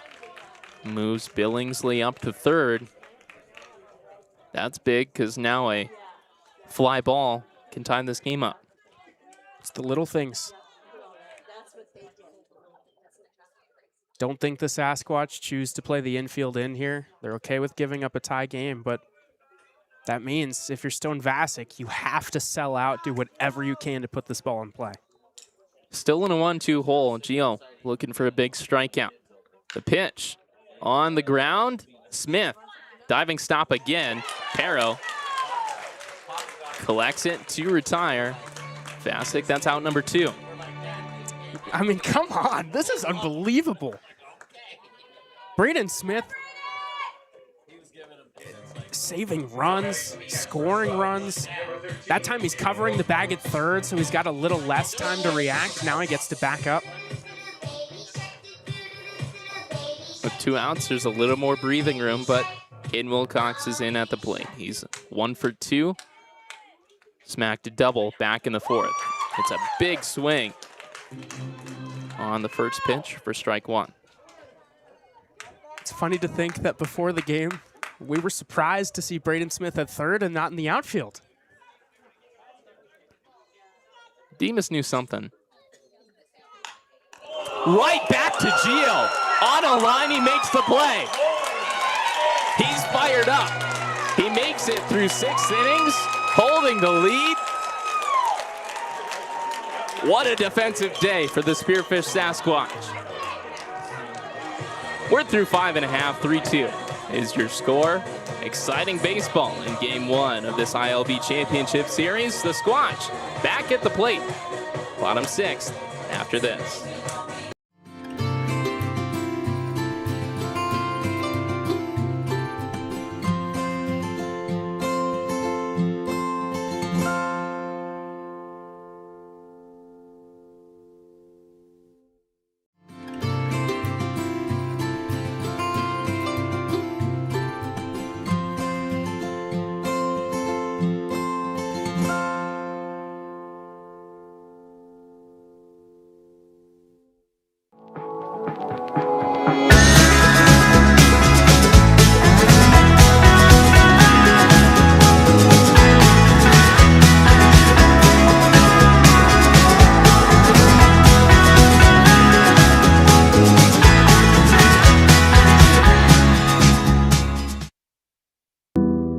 I'm Noah Westergaard, and I'm studying photography at Black Hills State.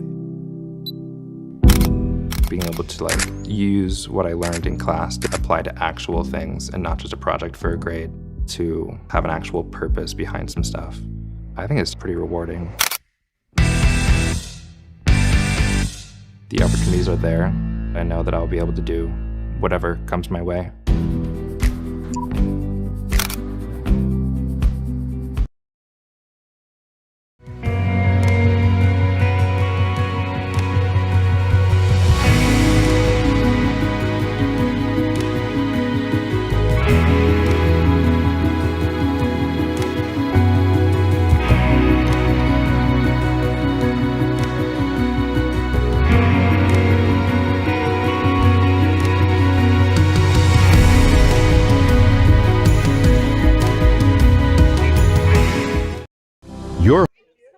After the 6th, the Squatch are riding Gio Casas. Nobody warming in the bullpen. He's looked great through 6 innings. Back here to the Squatch lineup, Crew Moeller. He's in for the 3rd time, 0 for 2, but seeing Billingsley for the 3rd time. Might feel a little bit more comfortable in at the plate. It's 7, 8, and 9 for the Sasquatch bowler, Aragon and Kiefer.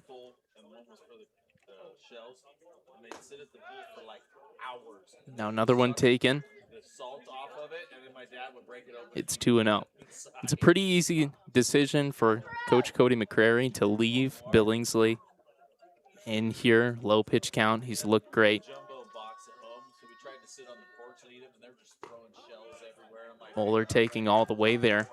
2-1. I think we're seeing a few more takes on the first strike where earlier in the game we were seeing swings. I think this is a shift in approach from the Sasquatch. 3-1 now. Just trying to push that pitch count from Billingsley a little higher. 3-1 is down low. It's ball 4 for a walk. That is the first walk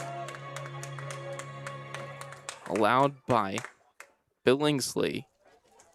It's actually the first walk allowed by either starter. I was going to say, it doesn't feel like anyone's given up a free pass today.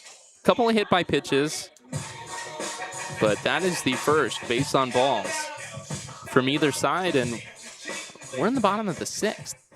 Pretty incredible how much a game can deviate from a 50-game season. Kendrick Aragon in. He singled back in the 4th. You see, that's Thomas Stokes warming up in the Casper bullpen. That's their best reliever. You put yourself in a dangerous situation. Aragon rips that one, but foul again, 0-2. This is the tough part about a 3-game series, Justin. They're down by 1. Game 1 is massive. You want to be playing ahead so your back isn't against the wall, where your hand isn't forced. But if you use Thomas Stokes in this game, you throw them for more than 30 and they lose, you're in a real tough spot. The 0-2 on the ground out to Slaughterback. He takes the play at second. The turn, not in time. It's just a fielder's choice. Aragon remains at first base with 1 out. And we're to the bottom of the order, and Wilson Kiefer.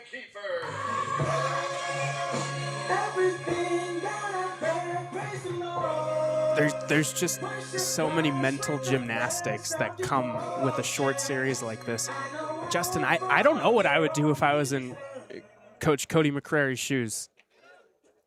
Lots of tough decisions. Wilson Kiefer putting down the bunt, but it's in the air.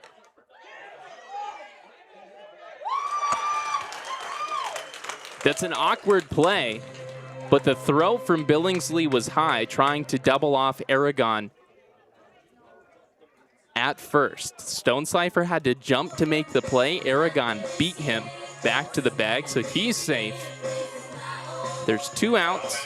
The runner on first, back to the top of the order, and Bobo Iandoli. Casper's made a couple mistakes. That's Coach Demas trying to push some buttons, force the issue.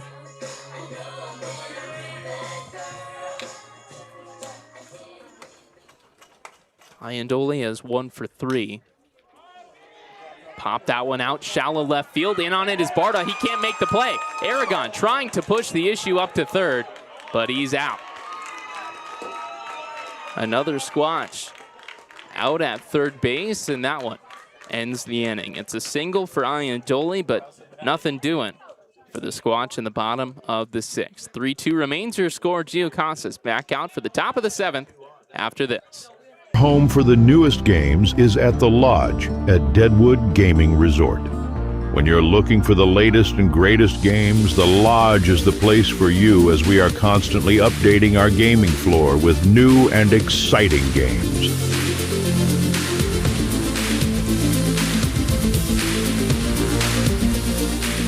There's always something fresh and new at the Lodge at Deadwood Gaming Resort. Your home for the newest games. I learned about the Black Hills Underground campus, where Black Hills has a partnership with Surf, an old gold mine that has been converted into a science lab almost a mile underground. We're studying neutrinos and looking for WIMPs or dark matter. Thinking about the most profound mysteries of the universe, you don't expect it to be a mile underground. It's super cool.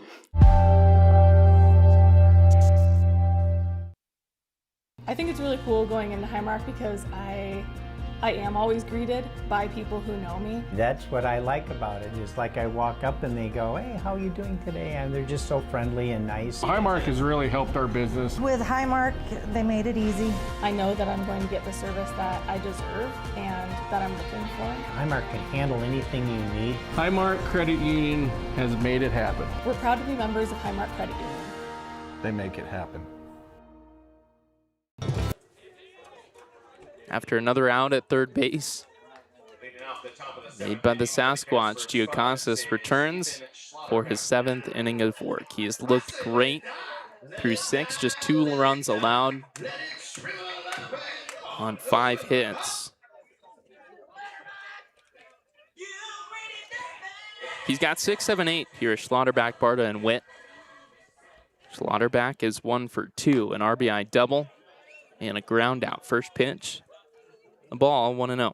He just dumped a lot of adrenaline there in the 6th inning. Catching a line drive gets you fired up.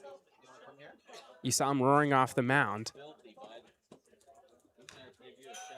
Breaking ball is fouled off, 1-1. Which is great. That's why we play the game. You love to see that kind of emotion. It gets everyone else fired up. It gets you pumped up. But for some guys, they dump that adrenaline. It's hard for them to get it back. Let's see how Giacasas responds. 1-1 is ripped foul past the Squatch bullpen, 1-2.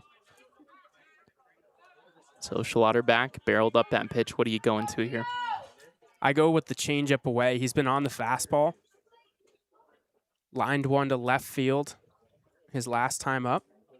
Deep breath from Gio, and the pitch stays up. 2-2. He's on it. He's on the fastball. I wouldn't give him another one here unless you throw maybe 2 or 3 breaking pitches or change-ups and he fouls them off. Now the 2-2. Down and away. Just missed off the outside corner, 3-2. That's another fastball. Yeah.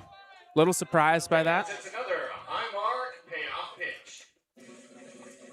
Almost painted it, but again, Schlotterback, he's very competitive, feeling good at the plate today. The full count. There it is. Just off the corner. It's a walk, a leadoff walk at that.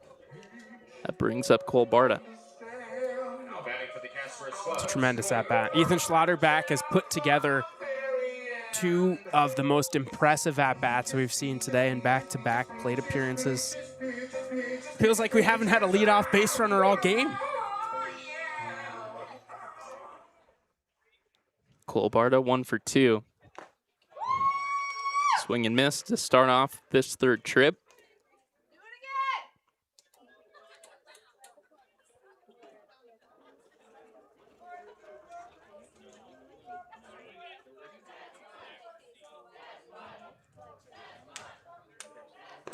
Now the 0-1, Barta squares to bunt. The pitch is in the dirt, blocked by Aragon. 1-1.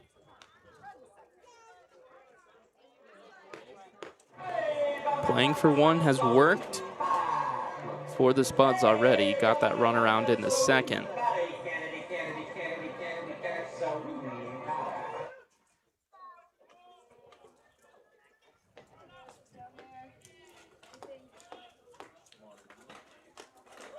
Now a pitch leaks inside, 2-1. You can see the beginnings of Mac Hibben warming up out in the pen. Could be a 2-inning ordeal for him today. High pop, it might stay in play. Pero chasing after it, and he runs out of room.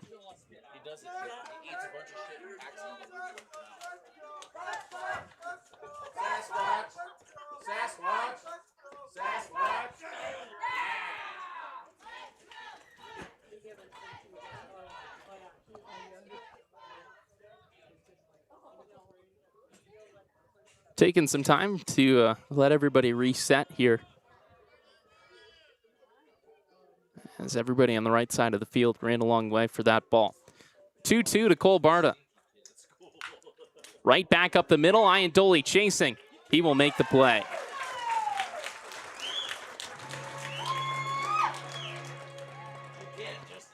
Line out for out number 1, and it's a big out at that. It's an excellent jump. Bo Iandoli plays a great center field. Those are the plays that if you make them, you hold on and win. If you don't, you lose. Braden Smith doing a great job at third. Bo Iandoli getting a good jump even when he's shaded to left center field, gets to that baseball.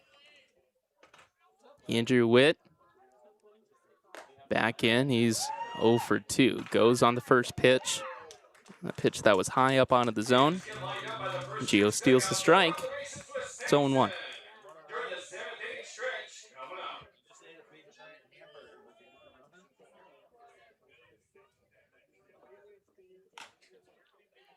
Fouled softly, but will fall safely to the ground. 0-2.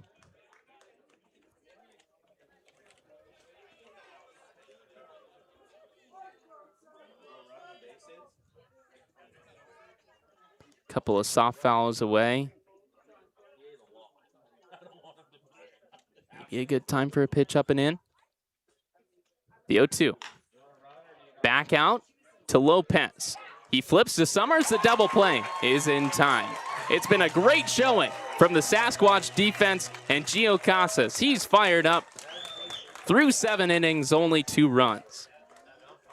It's stretch time in Spearfish here, this first game of the iLB Championship Series. 3-2 your score. Thinking knee replacement? With the area's only ROSA robot, Monument Health offers a more personalized and precise procedure, customized for your anatomy. Get going with Monument Health, your partner for advanced orthopedic care.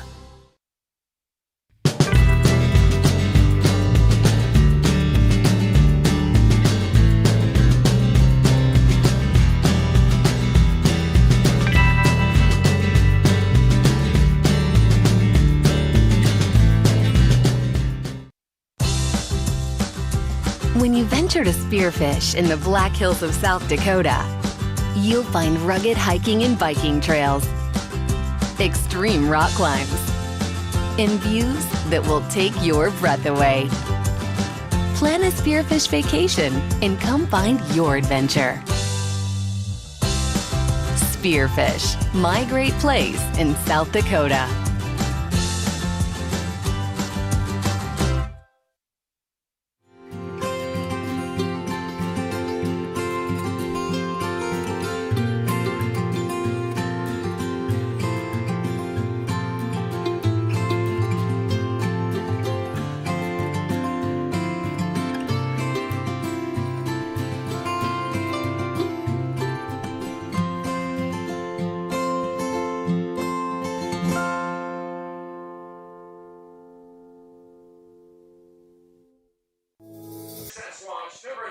Bottom of the 7th, we've stretched. And it's time for more exciting iLB baseball. It's 2-3-4 for the Sasquatch, up 1 run. Lopez, Summers, and Smith. Lopez steps in 1 for 3 on the day. A single back in the 5th. He swings and misses on the first pitch. Hunter Billingsley back out for yet another inning of work. Billingsley and Gio, man, they have matched each other all day long. It's going to make for some really tough decisions here in the final 3 innings. Hit high and deep out to left field. Get out ball. It's out! Malachi Lopez out to left field. An insurance run. In the bottom of the 7th, it's 4-2. And a massive one at that.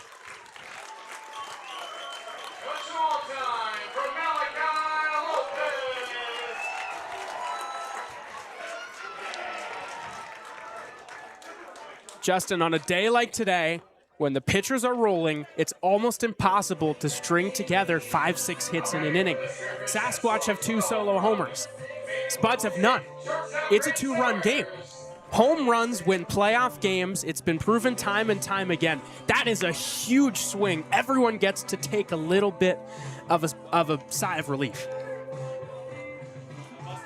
That's something that Lopez has been working on all summer long. We've seen it come into fruition here in late July.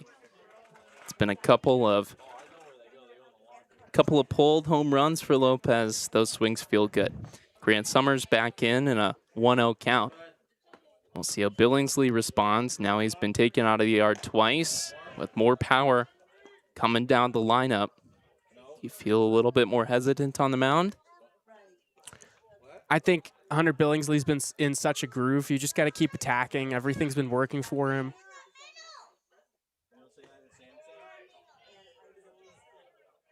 But that's easier said than done. You give up a homer, you look in the box and you see Grant Summers standing there. It's human nature to hold up a little bit. What does this do for the pitching decision here in the 8th inning coming up? That does make things a lot more interesting. As Summers takes a 4-pitch walk, we're going to see a mound visit here from the Spuds, and this is going to be the call to the bullpen. Hunter Billingsley gave it his best effort. One of the best performances we've seen by an opposing pitcher at Black Hills Energy Stadium. Only 4 runs allowed through 6 innings. He gave up a fight, but the Spuds moved to the bullpen. We'll be back after this.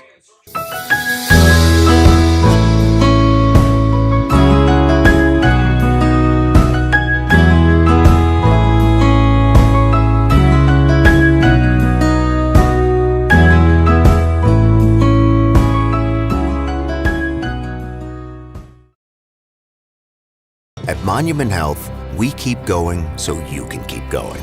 With advanced orthopedic care, technology, innovations, and treatment. So keep exploring, keep making memories, keep going with Monument Health as your partner. Your home for the newest games is at the Lodge at Deadwood Gaming Resort.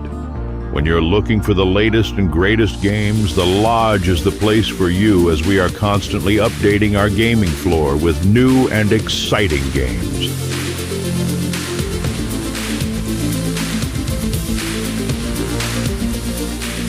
There's always something fresh and new at the Lodge at Deadwood Gaming Resort. Your home for the newest games. My name is Leighton Schnell, and I'm majoring in biology and getting a minor in chemistry on a pre-dental track. It's a great community. Everybody has your back. You will gain so many more opportunities than you even thought possible. Being a part of BH in a small community, you have more ties and connections with students and advisors. Being able to have those gives you a pathway to more opportunities.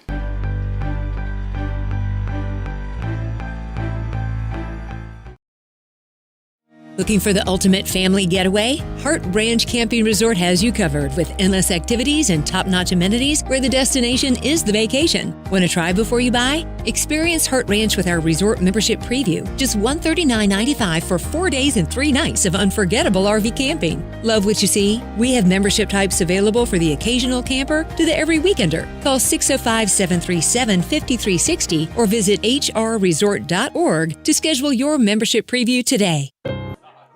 Thomas Stokes in on the mound, first out of the pen in relief for the Casper Spuds. Stokes a 4.02 team leading ERA in 40 1/3 innings pitched. Also a team leader in strikeouts at 45. He's one of their better arms. He's their best reliever. They're pushing the chips in. It's a 2-run game, so you understand it. You kind of need to win game 1 to feel comfortable in a series. First pitch to Braden Smith. There's a called strike outside corner. Hunter Billingsley again put up a good fight through 6 innings. 11 hits, 4 runs, only 3 earned, 2 walks, 3 strikeouts. I said it as he walked off. One of the best pitching performances we've seen from an opponent all year long. Another called strike in the outside corner, 0-2, as Smith was trying to put down the bunt. And the Squatch playing small ball for one more. Yeah. Here's a situation where it's hard to string together hits against Thomas Stokes. Check back, not in time. On the season, teams hitting just 200 against him.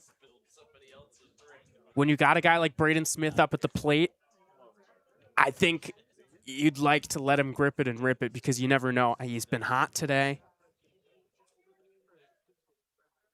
Stokes delivers the 0-2. Swing and miss. That pitch in the dirt. Smith out automatically as first base was occupied. But that's just out number one. And that was a disgusting pitch. Old Uncle Charlie.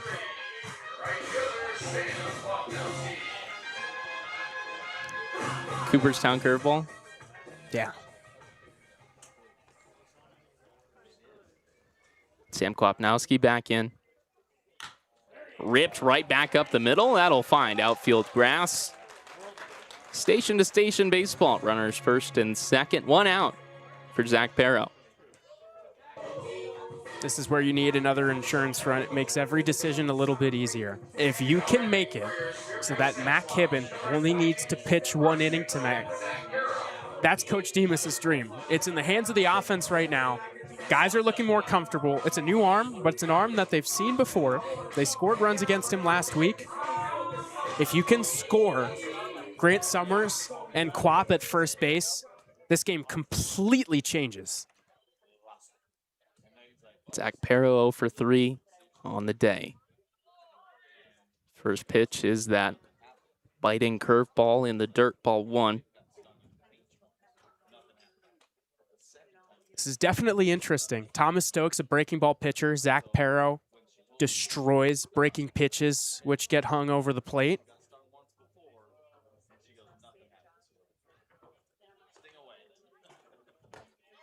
That's another breaking pitch, but doesn't come back in time as it started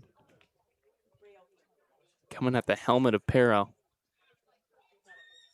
2-0 hitter's count. I think we could look for Perro to jump on something here. One pitch, one location. Take the A swing. 3-run homers win baseball games. Sneak into the screen on a wild pitch. Everybody moves up. That takes away the double play. That's a big-time wild pitch.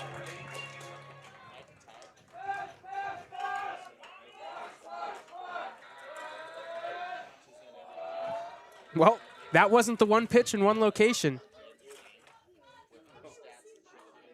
You know, I'm actually surprised. I think this is a good spot to just put Perro on first. I agree. I wouldn't pitch to him.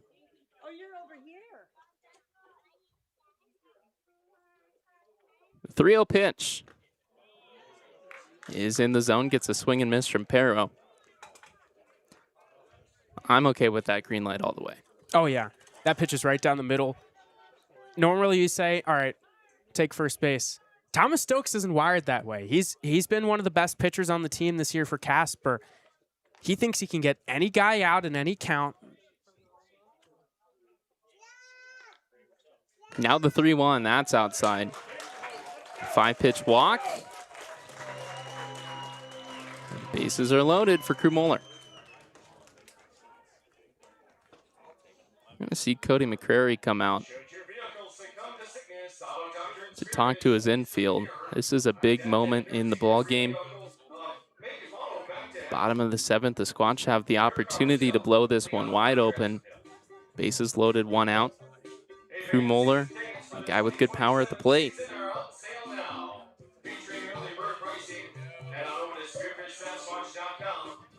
It's a quick mound visit.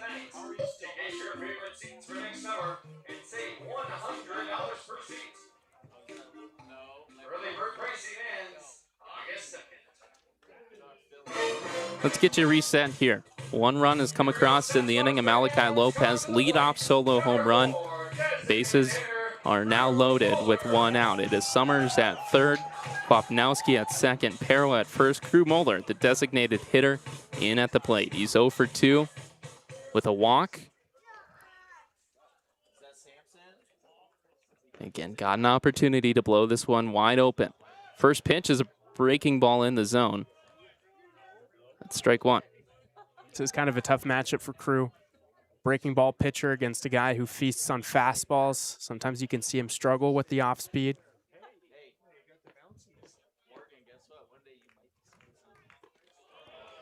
Another breaking ball does get the swing and miss, 0-2.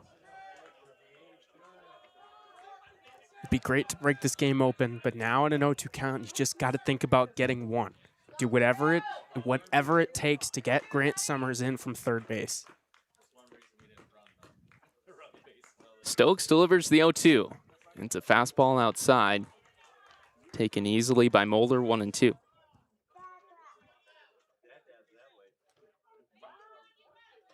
There's a little bit more tension in the stands here with this threat on the bases.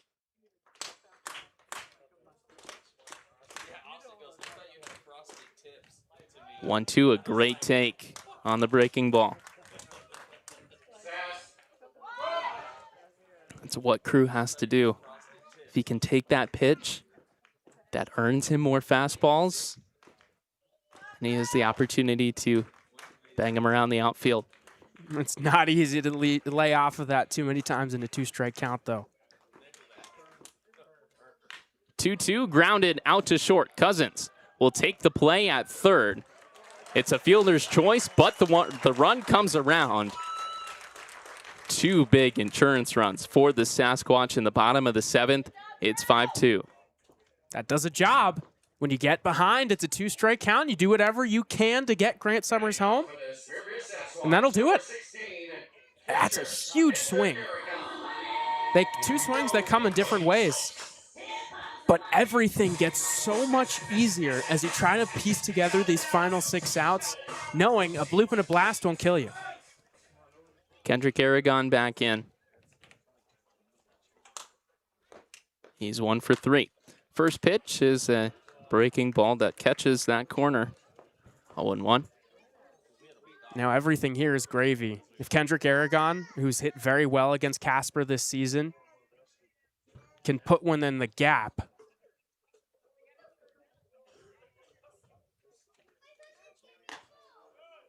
fastball stays inside, 1-1.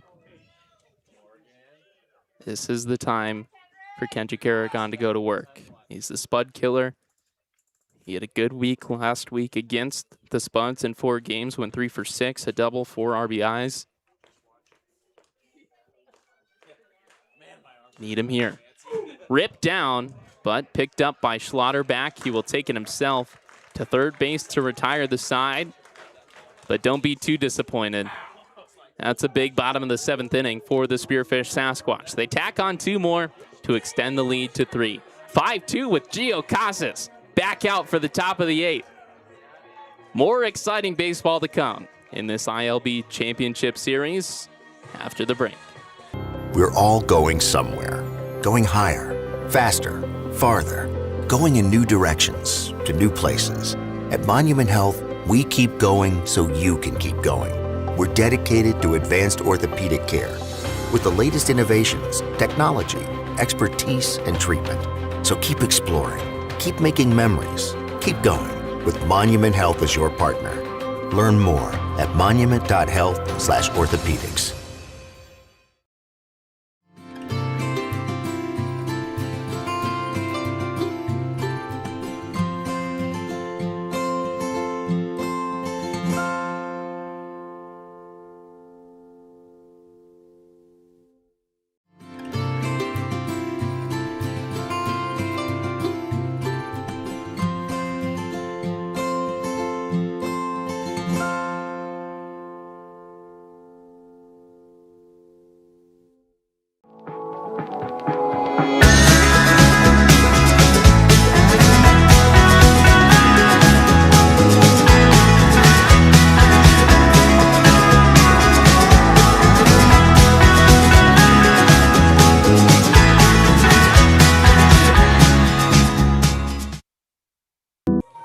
If you missed it, the bottom of the 7th was a big one for the Spearfish Sasquatch. Tacked on 2 runs, made it 5-2. And that allows Gio Casas another inning back out on the mound. He's out for the 8th time, looking to get through this 8th inning. He's allowed only 2 runs, 5 hits, 1 walk. He has looked absolutely spectacular in Game 1 of this championship series. He's got the bottom of the order, 9-1-2. Due up from the Spuds. This is Cal Cousins at the plate. He takes the ball outside to start this at bat.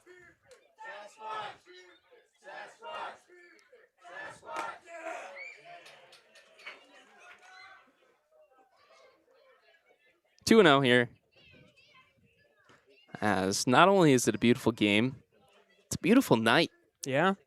The perfect sunset. It was 86 degrees at first pitch. It's cooling off just a little bit. That stays up, 3-0.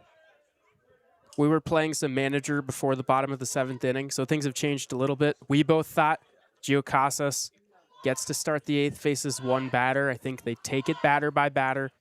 You'd love if Mac Hibben only has to pitch 1 inning. 4-pitch walk starts us off. Yeah, so in a 1-run game, and maybe this is going to be what happens. In a 1-run game, we were thinking Gio's going to come out. He's going to get Cousins and then go into Mac for Stonecipher for the lefty at the top of the order. It's a mound visit from McBroom. No move made, but Broom is known for his late calls to the bullpen on mound visits. But I don't think that's what's happening here. The way he's talking to him, seems like he's pretty keen on Gio staying in this game. And I think the Sasquatch, they are just keen on Gio getting through 8 innings. That makes, you know, a win tonight, Mac Hibben only on the mound for 1 inning, that makes this series a lot easier come tomorrow. If you can keep Mac under 30 pitches, he's good to go tomorrow. If you have a lead late in the game, you let Mac eat, and you have a championship. That being said, you need to be careful here. Hunter Stonecipher up at the plate. First pitch is a changeup that gets Stonecipher to swing and miss. Great start. Yeah, you need to get ahead of a guy like this. But this is what the 3-run lead does. Worst case scenario, you're still leading after this at-bat.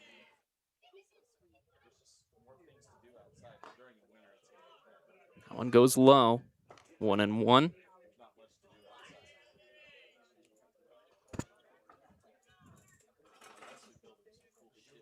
There is also another lefty in the hole, so maybe you see Gio get the next 2 and then Mac Hibben. Back to the screen, 1-2. Gio's look good. Think you go back to that changeup here. Try to get that big swing and miss. Yep. Big swing and miss, or he makes contact, rolls over, maybe you turn 2. Gio delivers.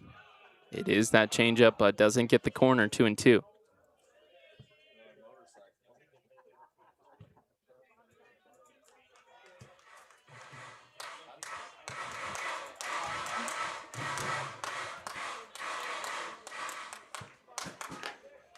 That fastball is up onto the zone. Now we're full. It's a stone cold take. Hunter Stonecipher controls the strike zone. He knows they're going to pitch carefully to him even with the 3-run lead because he can flip this game in a heartbeat. Big payoff pitch here. The 3-2 from Casas is ripped down the line, foul. That one will make your heart stop a little bit. Yeah. With this at bat going long, I think maybe Gio Casas gets Reeves in the on-deck circle if he gets this out, but no more after that. He's just about to hit 100. Cousins runs. The pitch is high in the air, but will reach the Spuds bullpen. We've got to do it one more time.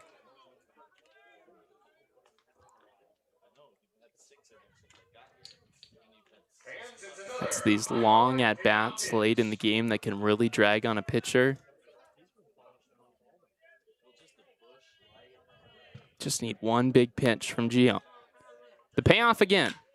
Hit high out to center field. Iandoli back on it, still going back. He's at the track, it's out of here. Hunter Stonecipher has taken Gio Casas to center field. It's a 2-run home run. The lead cut to 1, it's 5-4. Well, that's the kind of hitter that he is. Just left one pitch out over the heart of the plate. We told you that he needs to pick up the load in the power department. That's a very impressive swing. Not the first time we've seen him take one deep here at Black Hills Energy Stadium. It's a big-time swing from Hunter Stonecipher. It gives the Spuds some life in the top of the 8th, and that will be the day for Gio Casas. Even though he's going to be disappointed with the exit, what a day it has been. He made it to the 8th. He pitched well. He exits in line for the win, still with a 1-run lead, and he's got Mac Hibben, a nasty guy in the bullpen, coming behind him. Nothing to be too mad about for Gio Casas. He tips his cap to the Spearfish faithful as he walks off. I'm Noah Westergaard, and I'm studying photography at Black Hills State. Being able to use what I learned in class to apply to actual things and not just a project for a grade, to have an actual purpose behind some stuff. I think it's pretty rewarding. The opportunities are there. I know that I'll be able to do whatever comes my way.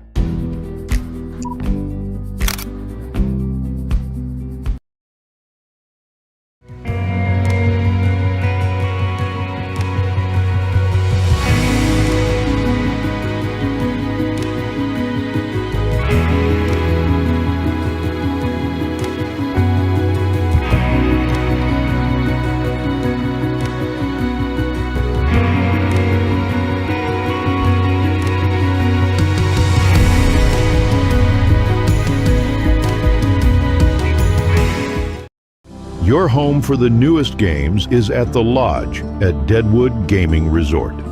When you're looking for the latest and greatest games, the Lodge is the place for you as we are constantly updating our gaming floor with new and exciting games.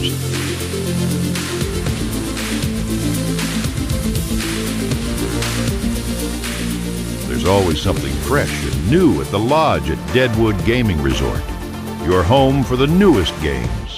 I learned about the Black Hills Underground campus, where Black Hills has a partnership with Surf, an old gold mine that has been converted into a science lab almost a mile underground.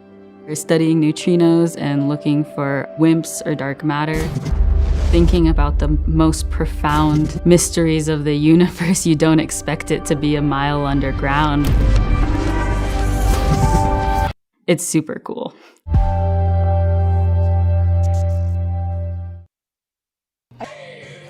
Mac Hibben out of Torrington, Wyoming, and the University of Northern Colorado. He is the de facto closer for the Spearfish Sasquatch here without Whately Kolopek on the roster. A 3.10 ERA. That's a 3.10 ERA in 20 and a third innings pitched.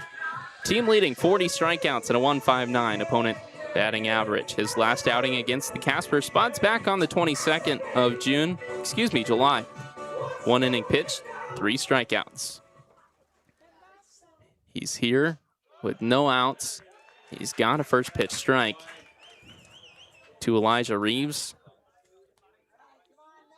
Not a clean inning. 2 runs already across in the top of the 8th on the 2-run Hunter Stonecipher home run.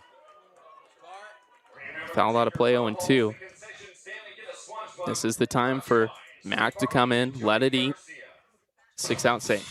This is as high leverage as it gets. 1-run game, you've got the heart of the order. But this is why you've got Mac Hibben. 0-2, softly hit out to Lopez at second. He collects it. The throw.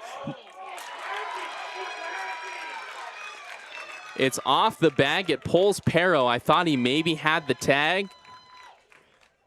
But no. Reeves is safe at first on the error. Another base runner And now up it's the designated hitter, Hunter Billingsley. You just can't afford to give extra outs, especially at this point in the game.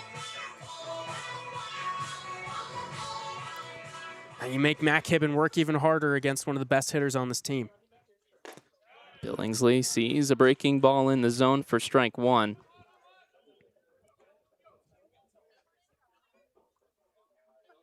It's the first Sasquatch error of the ball game. Comes at a big moment. Another pitch fouled out of play, 0-2.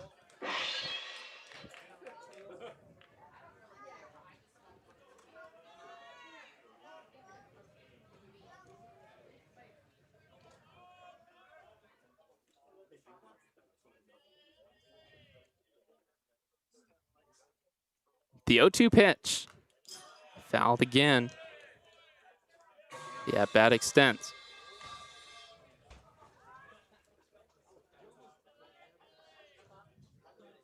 Max still with a great number. If he throws a first pitch strike, it's an 80% chance you're getting out. Only a 9% chance you're getting hit. You're getting a hit. This one down the line, foul.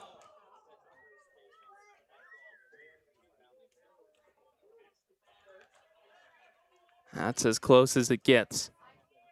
With Reeves at first, that's a fair ball. That might be a tie game. And that's a call that probably is only going to be called right in a three-man umpire crew. Because with the runner on, the base umpire is never going to be at first base. But with the three-man crew, he's there. He's right on top of it. Another 0-2 pitch. Reeves runs. It's chopped high in the air out to Lopez. He will take it and record the out at first base. Reeves, he's into second easily off with the pitch. Might even been hard to get him at second with how high that ball was chopped anyway. So this is best case scenario here. One out runner on second for Stone Bassick. I think regardless there, you are not able to turn two. They probably get the out at first. Just got to keep focusing on the batter. Matt Kibben in the zone to start off Bassick.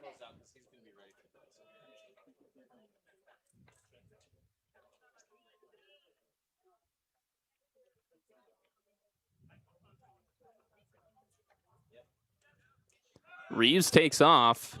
The pitch is down in the dirt. That's an easy stolen base. That's one that maybe Mac needs to turn around and take a look. Yeah, he had a massive lead. It was clear he was going there. Now you have to imagine, and yes, the Sasquatch infield comes in. That's the tying run, 90 feet away. I think the contact plays on for Casper. Reeves with good speed at third, go on anything on the ground. Swing and miss by Bassick, 1-2. It's a great pitch on the outer part of the plate. Matt Kibben's the right guy you want up when you need a strikeout. I mean, over 40% of batters. Thing is, though, he's got the split, he's got the slurve. They move a lot. You got to be careful when you bury it that air gun's able to block it. The 1-2 is a fastball down. Blocked by Aragon, 2-2. You sped him up to the fastball. Now do you go with the split? I think if he feels good with it today, then yes. But only if he's comfortable with it. 2-2 breaking ball. On the corner, strike three.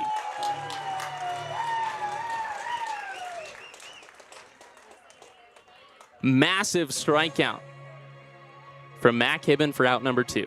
It's a picture-perfect pitch. You lock him up, he gives up on that breaking ball so early. And then at the last second, he's like, oh, shoot, that might get back to the corner. No time to react. That's just perfect. First pitch is a fastball that gets away from Aragon, and that's going to tie the game.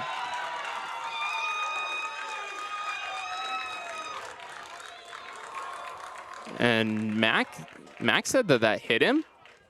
We're gonna see an umpire conference.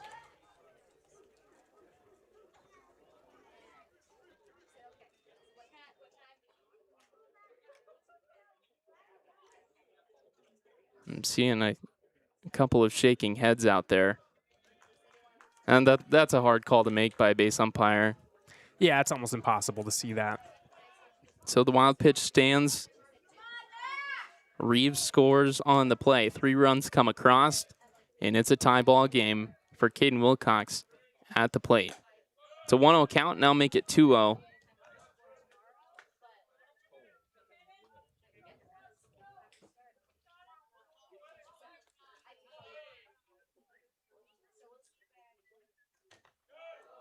Now a breaking ball that skips away. It's 3-0. It's a gut punch, but you have to remember, this lineup can score runs in bunches. The bases are empty with 2 outs. The only way that you can really make this inning worse is by letting this turn into a snowball. Just got to focus on getting this out. Can't let Caden Wilcox get on, because then that starts another merry-go-round where he can steal bases and move himself into scoring position. The 3-0 is automatic in the zone for strike 1.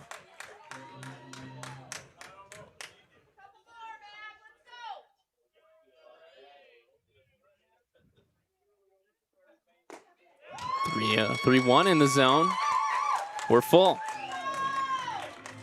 You have to remember, Justin, that tying run gets on an error. The payoff. Out to right field, but will fall foul. Quamp giving chase, but can't get there. Count remains. That's just the story of the game. Sasquatch capitalize on some Spuds misplays in the field.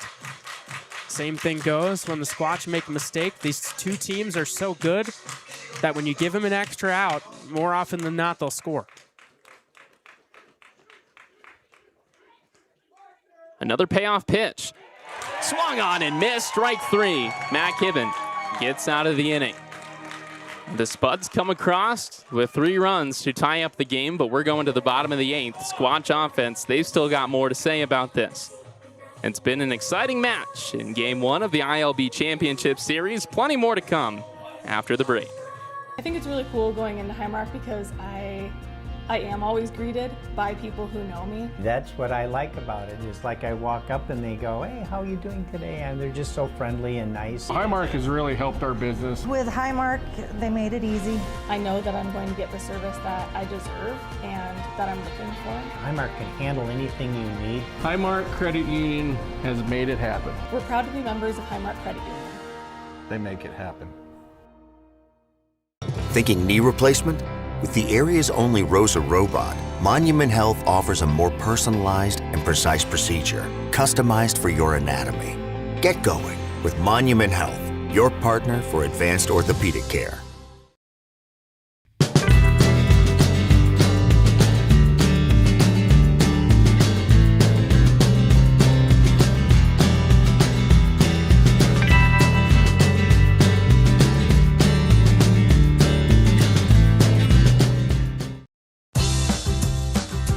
When you venture to Spearfish in the Black Hills of South Dakota, you'll find rugged hiking and biking trails, extreme rock climbs, and views that will take your breath away. Plan a Spearfish vacation and come find your adventure. Spearfish, my great place in South Dakota.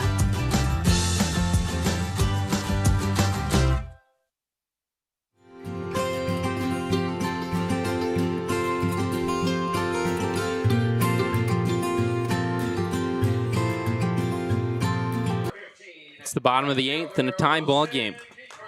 5-5 is your score as the Sasquatch back at the plate. 9-1-2. 2 up Wilson Kiefer.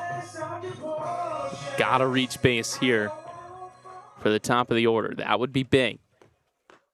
Thomas Stokes back on. He delivers strike 1 on a breaking ball to Wilson Kiefer. This game already is essentially a must-win for both sides, but with Stokes and Matt Kibben both in the game, the team which loses tonight is at such a big disadvantage the rest of the way. more than likely both of these guys will go over 30 pitches, which means they can't throw tomorrow. If your team loses, you're without your best reliever. 1-1, outside 2-1.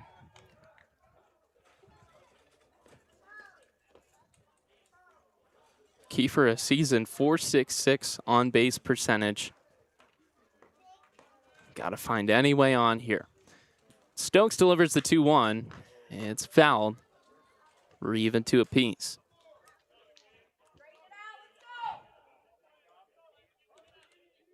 I think that one hit the camera. Did or it? the tripod.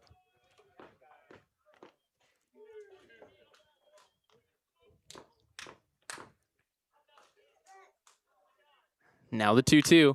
On a line, into left field. Lead-off single for Wilson Kiefer. Flips over the lineup to Bobo Iandoli. No outs in the bottom of the 8th. There's no secrets left, Justin. These two teams have seen every single arm you have to offer. When you get to the bullpen, it feels like shutdown time. But no, both of these sides are going to keep scratching and clawing. They have as much information as you can possibly have at this point. Iandoli 2 for 4 on the day. Couple of singles. Great take on a breaking ball down and in for ball 1.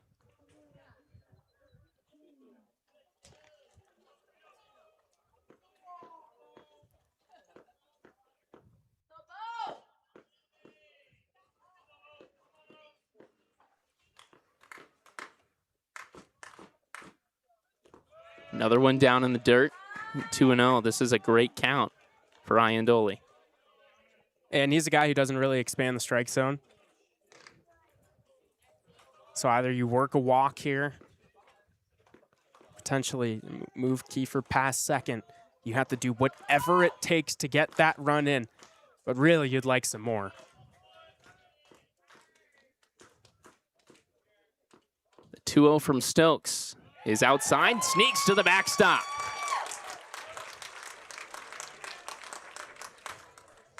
Kiefer advances to second. And would you dare call that a pass ball? Probably wild pitch. Probably wild pitch.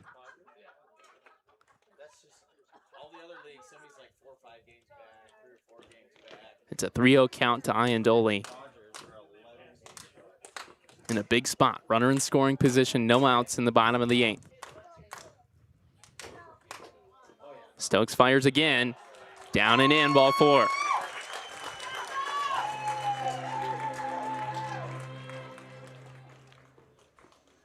Iandoli reaches on the 4-pitch walk, and that will be the day for Thomas Stokes. They're gonna run him here, keeping him under 30 pitches, 26. On the night. That's a play for tomorrow, keeping him available for game 2. We'll introduce you to his relief after this.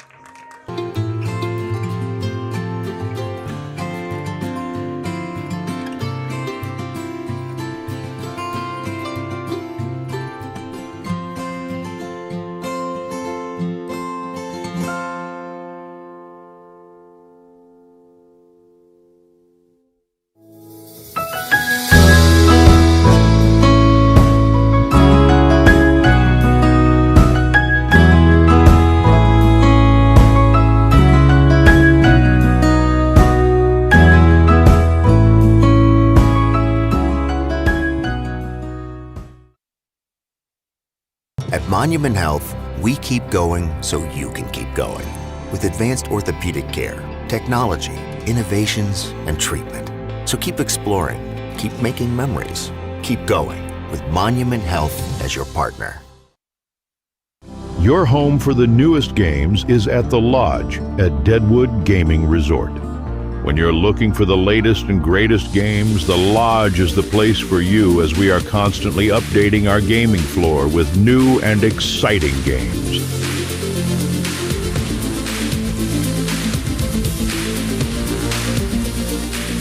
There's always something fresh and new at the Lodge at Deadwood Gaming Resort. Your home for the newest games. My name is Leighton Schnell, and I'm majoring in biology and getting a minor in chemistry on a pre-dental track. It's a great community. Everybody has your back. You will gain so many more opportunities than you even thought possible. Being a part of BH in a small community, you have more ties and connections with students and advisors. Being able to have those gives you a pathway to more opportunities.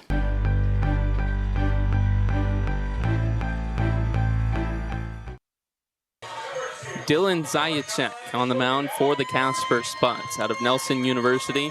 Probably the second best reliever on this roster for the Casper Spuds. It's a short sample size, only 8 1/3 innings pitched, but a 3.24 ERA. No walks to 6 strikeouts.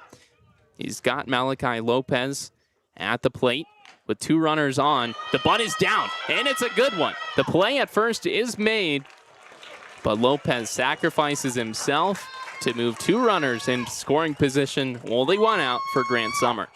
Not a surprise to see that here. You're trying to do whatever you can to take the lead. It's a perfectly executed bunt. Malachi Lopez just handles the bat so well. Hits a bomb, plays down a sac bunt in the same game. Grant Summers is the guy you want up at the plate. I don't think if you look into this lineup, there's nobody else you, and yep. Probably a smart move out of the Spuds dugout. They will put Summers on first with an intentional walk. That loads the bases with 1 out for Braden Smith.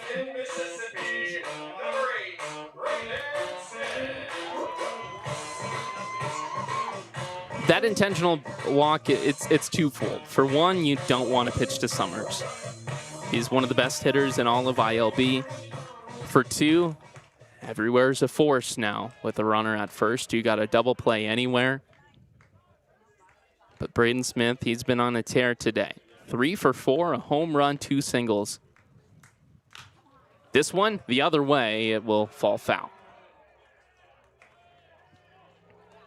Man, imagine if Smith can dunk that one in. That feels great. Iandoli on second with some speed. He might score there. Yeah, that would probably get 2 home, but can't think like that at the plate. Just got to reset. It's Kiefer at third, Iandoli at second, Summers at first. The infield for the Spuds is in. The 1-0 is up and in, buzzes the tower of Braden Smith. It's 1-1. It's a dangerous game you play when you intentionally walk the bases loaded.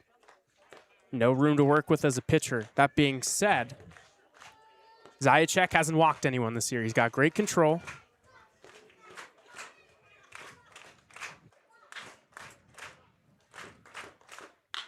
On a line, out to left field. Smith delivers the 1-out hit. Iandoli around third. Summers into third. It's a 1-out, 2 RBI double, and the Spearfish Sasquatch lead 7-5.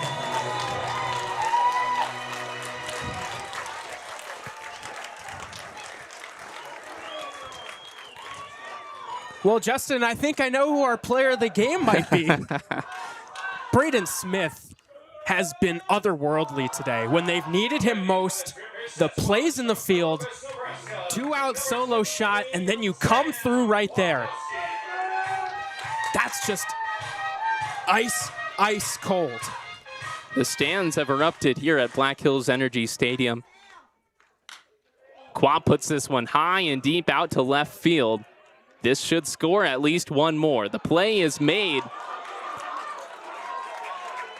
but Summers tags to score another run. Barta did catch that ball. He bobbled it, but caught it with his bare hand. So the play will stand. The sacrifice fly for Quap scores another run. Again, it's 8-5. Another big swing. Quap's still standing over there at first. He's confused, and because he saw that ball drop to the ground. I didn't have a great vantage point there, Justin. I went to look down at our monitor here. That ball was caught for sure. I mean, I'm pretty darn sure he picked it with his bare hand out of the glove. It didn't look like a transfer. It did look like it fell out of the glove, but again, he caught it with his bare hand. Yeah, that is the right call, because if that ball bounced, the throw in would have taken a lot longer from Barta. It was out of the glove and then into the infield. I'm pretty sure.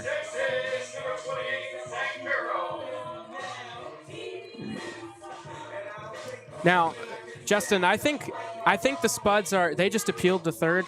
This is the. You got a lot of confusion going on here. This is this case of the most common misconception in the book. They think it's you tag up on a sac fly when the ball's caught, but it's really when the ball hits the glove. Maybe. I think that's what they're confused about because he didn't leave early on the catch. He left before the ball was secured on the double clutch. But again, the rule is when the ball hits the glove or when you make contact, not when the catch is secured. So we'll get you reset here after all the confusion. There's 2 outs, a runner on second, Braden Smith. At the plate is Zach Perro. He goes around. According to the home plate umpire, it is a swing, and after he calls it, there is no appeal.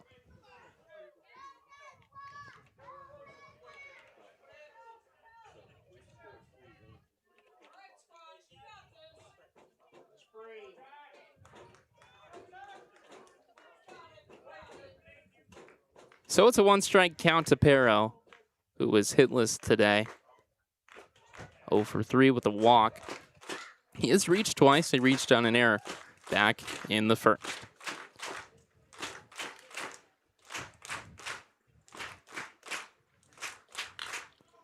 Out in the air to center field. Reeves camped.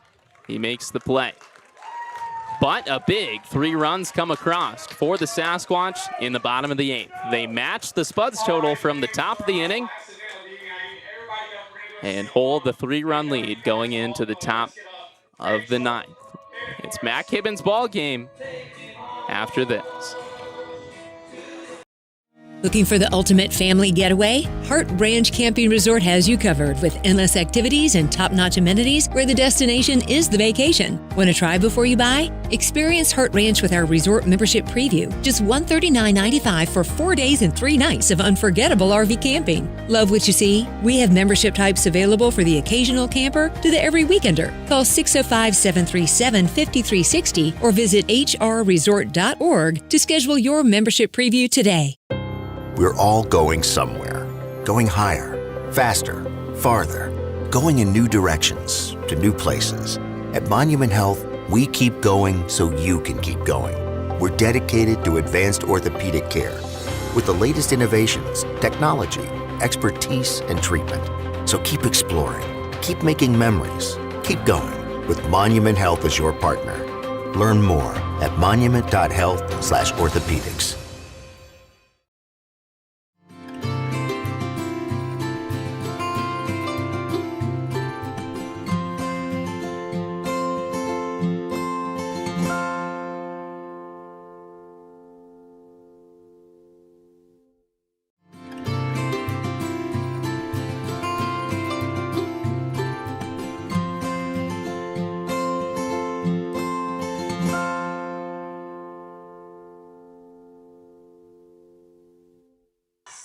Mac Hibben in to close out this ball game and pick up a win in this first of a 3-game iLB Championship Series.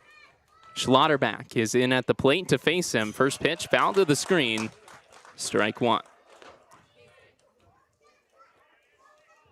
In the 8th inning, fastball looked the best it has all season for Mac Hibben. That's saying something. That fastball's looked pretty good all year. Second pitch is a fastball that runs outside. Doesn't get a swing from Schlotterback. It's 1-1. Aragon liked the spot. His fastball, man, it is looking great right now. Yeah, it's live out of the hand. It's riding. Called, strike 2. Fastball at the knees. 1-2. You think of a guy like Mac Hibben as someone who lives at the top of the zone, but he's landed that fastball right at the knees a couple times here. It's a real weapon because he's going to play the breaking ball off of it. Now the 1-2. Breaking ball. Just tapped foul. Schlotterback stays alive. What a game it has been. As advertised. And then some, to be honest. Yeah. Now the 1-2 runs up and in. That fastball. A ball for ball 2. Matt Kibbin's just about to brush up on that 30 pitch mark. They'll figure it out tomorrow. They want the win here today. We'll see a defensive conference here. Aragon and Hibbin are going to get on the same page.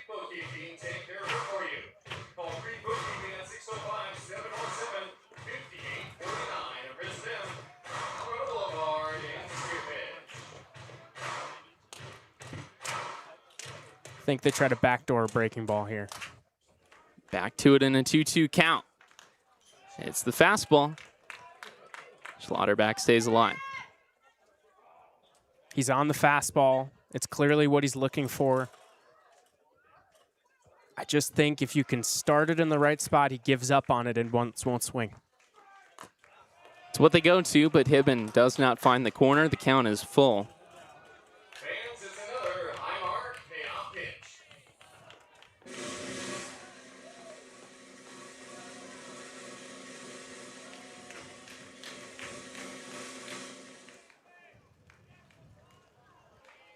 Hibbin a couple of shake-offs, but he's ready now. Full count is that breaking ball. It's fouled away.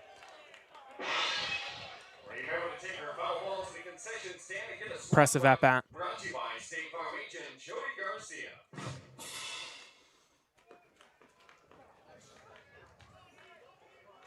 Long at bat for Schlotterback. Another full count is inside ball 4.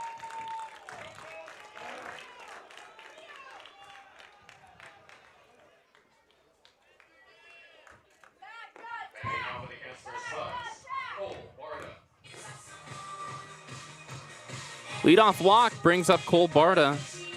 He's 1 for 3. A single, a ground out, and a line out.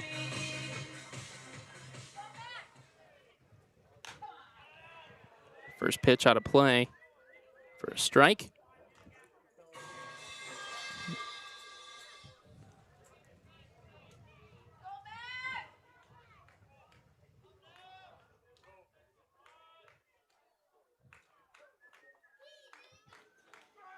Hibbin delivers. It's a fastball.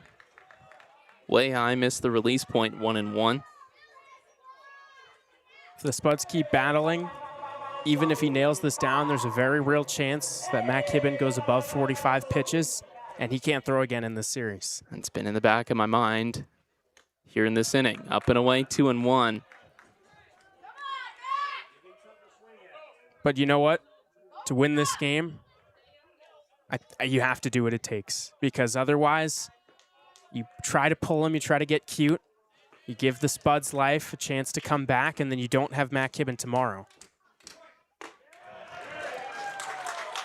Called strike. We're even 2-2. You agree? Yeah, I think so. I think in a 3-game series, you sell out in a close game 1, you make everything else work. Breaking ball doesn't come back. We're full again. There's no movement in the bullpen, so that's the decision.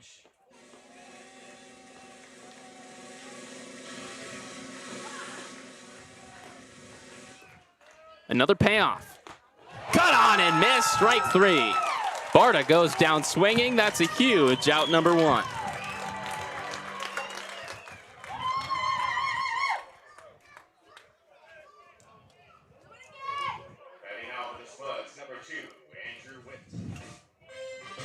Again, a big out, number 1 on a strikeout to Cole Barta. Schlotterback at first with 1 out for Andrew Witt. He's 0 for 3. He's also grounded into a double play already today. First pitch, a breaking ball outside, ball 1.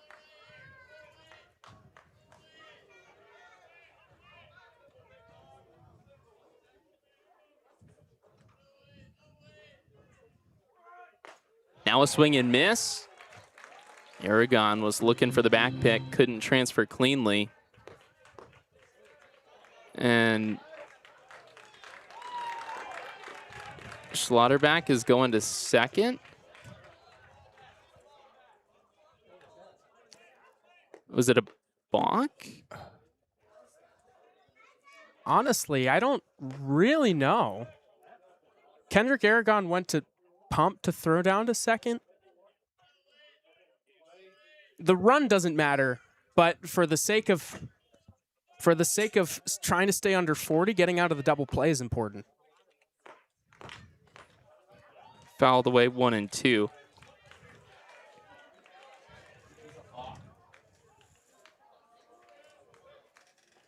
Now, if that was a balk, then this should be a 1-and-1 count, no? And he should be at 37 pitches and not 38? Maybe it's not a dead ball in ILB. 1-2, cut on and missed. Strike 3. That's out number 2.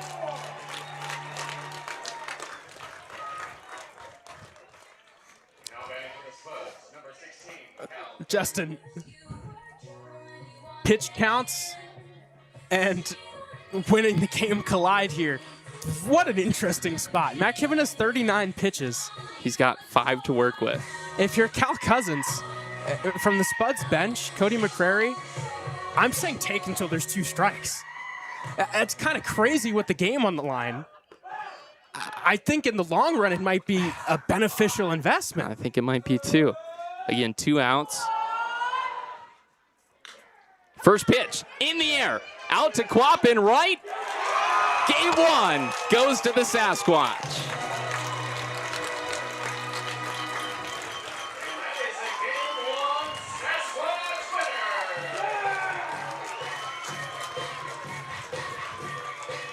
In what could be considered an instant classic.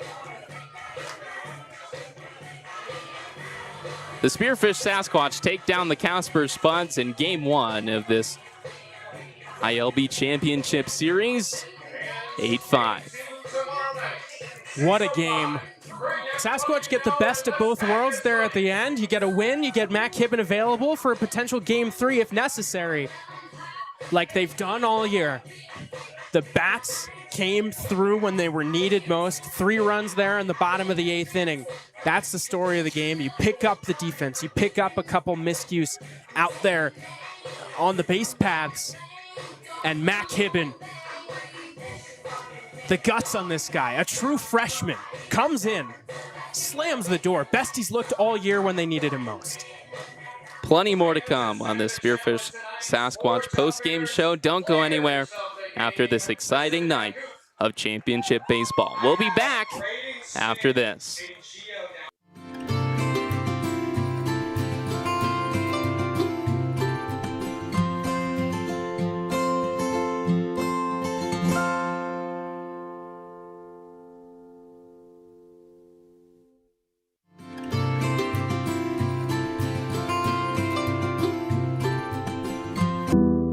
I'm Noah Westergaard, and I'm studying photography at Black Hills State. Being able to use what I learned in class to apply to actual things and not just a project for a grade, to have an actual purpose behind some stuff, I think it's pretty rewarding. The opportunities are there. I know that I'll be able to do whatever comes my way.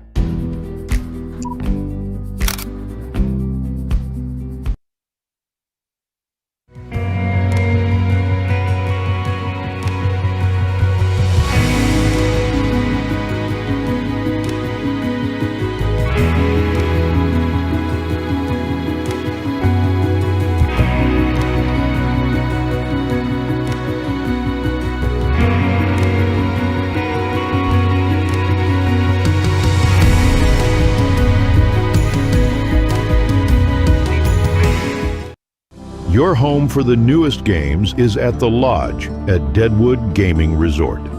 When you're looking for the latest and greatest games, the Lodge is the place for you, as we are constantly updating our gaming floor with new and exciting games.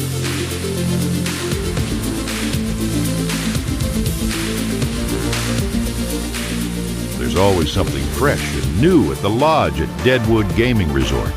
Your home for the newest games. I learned. Back here to this post-game show with Spearfish Sasquatch Live. Again, an 8-5 victory for the Spearfish Sasquatch in Game 1 of this iLB Championship Series. Your winning pitcher tonight is Mac Hibben. 2 innings pitched, no hits, 1 run. It was unearned. A walk, 4 strikeouts. Losing pitcher for the Casper Spuds is going to be Dylan Zajuchek. 1 inning pitched, 1 hit, 1 run, 1 walk. Co-players of the game, your Forge Outfitters players of the game. First, Gio Casas. We'll have him on here in a minute. 7 innings pitched, 7 beautiful innings pitched, 6 hits, 4 runs. Again, 2 of those runs on 1 swing from Hunter Stonecipher. That chased him in the top of the 8th. Again, 4 runs, all earned, 2 walks, 3 strikeouts. Your co-player of the game is Braden Smith. What a day at third base outside of the defense, which is immeasurable. His final line at the plate, 4 for 5 on the day. A big home run in the 3rd inning. 1 run scored, 3 RBIs, 1 strikeout on the day. Final lines, your Spearfish Sasquatch in the winning effort, 8 runs on 14 hits, 1 error committed. For the Spuds on the loss, 5 runs on 6 hits, 1 error. What a night of baseball it has been at Black Hills Energy Stadium. We got Gio Casas and Coach Phil Demas. They're on the way next. Learned about the Black Hills Underground campus, where Black Hills has a partnership with Surf, an old gold mine that has been converted into a science lab almost a mile underground.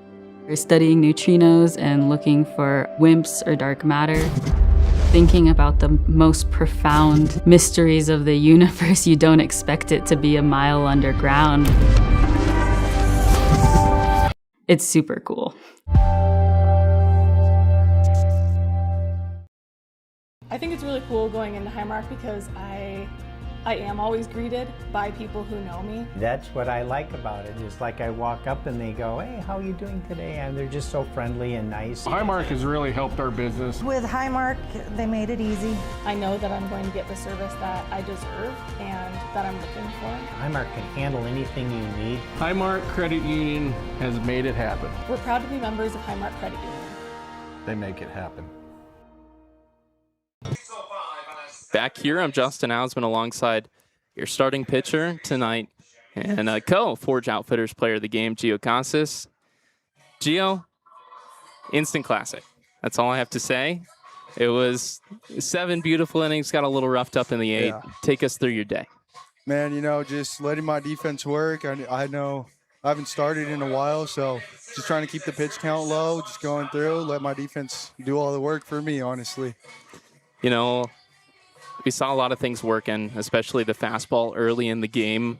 Was there anything that stood out to you from your pitches? Yeah, Coulter Wilson, shout out Coulter. It was about the 5th inning, and he was like, you know, you got to just start throwing the changeup because I don't really have one. He's like, you just have to trust it, and it's going to work so much because they were really on it a little bit, and then they were just on fastball sliders, so you got to mix it up. So you just invented a changeup in the middle of the game? Yeah. That's pretty awesome. As a guy that had a tough time throwing a changeup in high school, that's kind of great. Moving on, you had an exciting. It was the line drive back to you off of the bat of Wilcox. You snagged it. You were fired up. You came off the mound, pumped up. You then went on to meet Bo at the end of the dugout. Yes. What's it like playing with teammates? It's so fun. Just this group, like I said before, it's a really great group. And, you know, if I have to make a play out there, I'll make that play too. Well, it was a great game 1. Again, instant classic. Go celebrate with the boys. Yes, Get sir. ready for an exciting day, yes, too. Yes, sir. Job's not finished. We'll be back. Coach Phil Demas after this. Thinking knee replacement? With the area's only ROSA robot, Monument Health offers a more personalized and precise procedure, customized for your anatomy. Get going with Monument Health, your partner for advanced orthopedic care.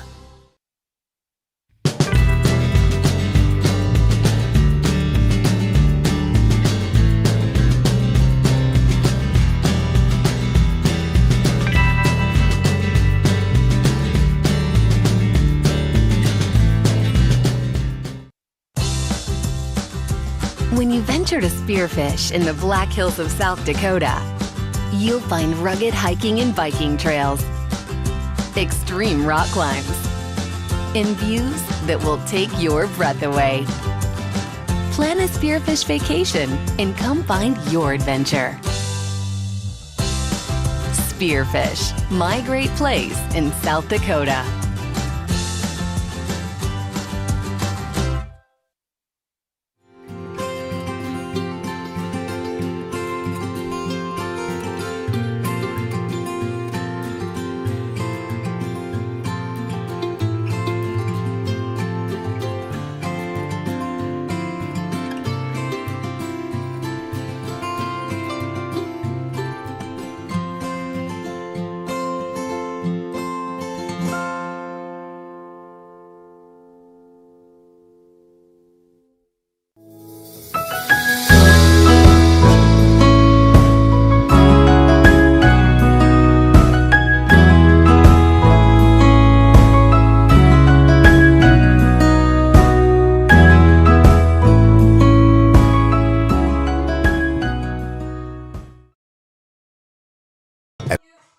Back here with Coach Phil Demas after an exciting win. Coach, I mean, biggest win of the year so far, most exciting win of the year so far. What do you see from your team? Honestly, I'm just very impressed with, all the kids buying into, wanting to be here and really wanting to win, not just because, everybody wants to win a championship, but for each other. You could really feel it in there. Everybody picking each other up, battling, not taking selfish at-bats, trying to find a way, regardless of, trying to pad my stats, trying to do this, trying to get hits. It was, I'm trying to win a ball game today, and I could see it, and I could feel it, and I was very impressed with that. You had a really tough decision come the bottom of the seventh. Gio put up 7 great innings, and then he got a lead. You sent him back out for the 8th, which is exactly what we were thinking up here. Take us through that decision. The decision, I'll admit to my mistakes too, is, I should have taken him out for the lefty, right, and put Mac in. But at the end of the day, he put up a phenomenal 7 innings, and, that was his game to decide, right? So, he got a good at-bat there and, ended up not going our way in that at-bat. But, he's the one that, if that were to happen, he's the one that I would want that to be. You know what I mean? He's the one that earned that spot. He earned the right to get through the top of the order again and try it again. And even though it didn't go our way in that scenario, he pitched a game. He pitched a heck of a game. So, he was feeling good. He knew this was going to be his last outing. He really wanted the ball, and, he said, let me back at it. And so we did, and that was his decision to make, I felt. Then we'll move on to another guy who had a great night tonight, Braden Smith. And now, of course, he's always got it. He's always accomplished it at the plate. But today, the defense. He's not an everyday third baseman, but, man, he looked comfortable in the corner tonight. I'll tell you this. He is a heck of a third baseman.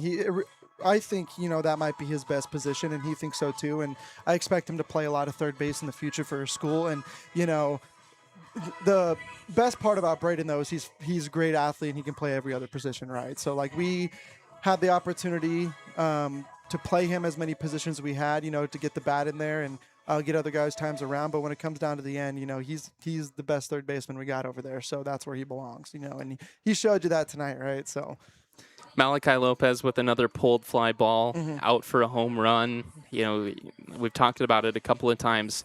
Been working on that throughout the year. How big is that swing come to the 7th inning in what kind of got to be a gritty final third? Yeah, no, that's great. And I talked to Malachi. He made a little base running mistake over and got thrown out at third. And, my most impressive thought about his game today was to make that mistake, know it was a big mistake in the moment, and then go out there and have a great at-bat and hit a home run, So being able to wipe it and mentally flip the switch of, okay, that one's on me, but I'm going to do something to produce something else, and make up for that mistake and doing it himself, that was the most impressive part of his game today. One final question before we get you back out with your team. This is a huge Game 1 win. How does that affect game plan moving forward? The game plan at the end of the day is have competitive games and trust that, things are going to go our way. And I mean that in a sense of, battling for wins, not being selfish, and trying to get out of here in 2. You know what I mean? So It'd be great as far as our pitching as well to get out of here in 2, but also just the psyche of the boys knowing that they deserve this. You know what I mean? As well for everybody here in Spearfish. It's been a long season and guys have really been grinding and trying to get out of here and just play a really quality game and know that we don't have the pressure going to 3rd game. That would be nice. Coach, professional as always. Go enjoy this one with Appreciate your team. you guys. We'll be back. Final thoughts after this. Monument Health, we keep going so you can keep going. With advanced orthopedic care, technology, innovations, and treatment. So keep exploring, keep making memories, keep going with Monument Health as your partner. Your home for the newest games is at the Lodge at Deadwood Gaming Resort. When you're looking for the latest and greatest games, the Lodge is the place for you as we are constantly updating our gaming floor with new and exciting games.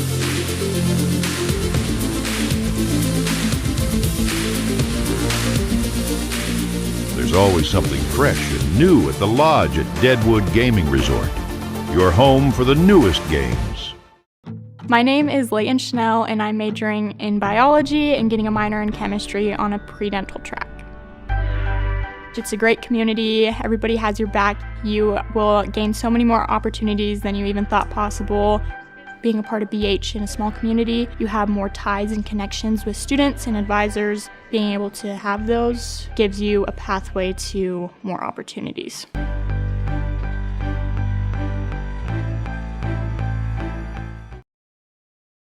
Looking for the ultimate family getaway? Hart Ranch Camping Resort has you covered with endless activities and top-notch amenities where the destination is the vacation. Want to try before you buy? Experience Hart Ranch with our resort membership preview. Just $139.95 for 4 days and 3 nights of unforgettable RV camping. Love what you see? We have membership types available for the occasional camper to the every weekender. Call 605-737-5360 or visit hrresort.org to schedule your membership preview today.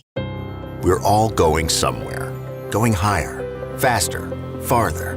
Going in new directions, to new places. At Monument Health, we keep going so you can keep going. We're dedicated to advanced orthopedic care with the latest innovations, technology, expertise, and treatment. So keep exploring, keep making memories, keep going with Monument Health as your partner. Learn more at monument.health/orthopedics.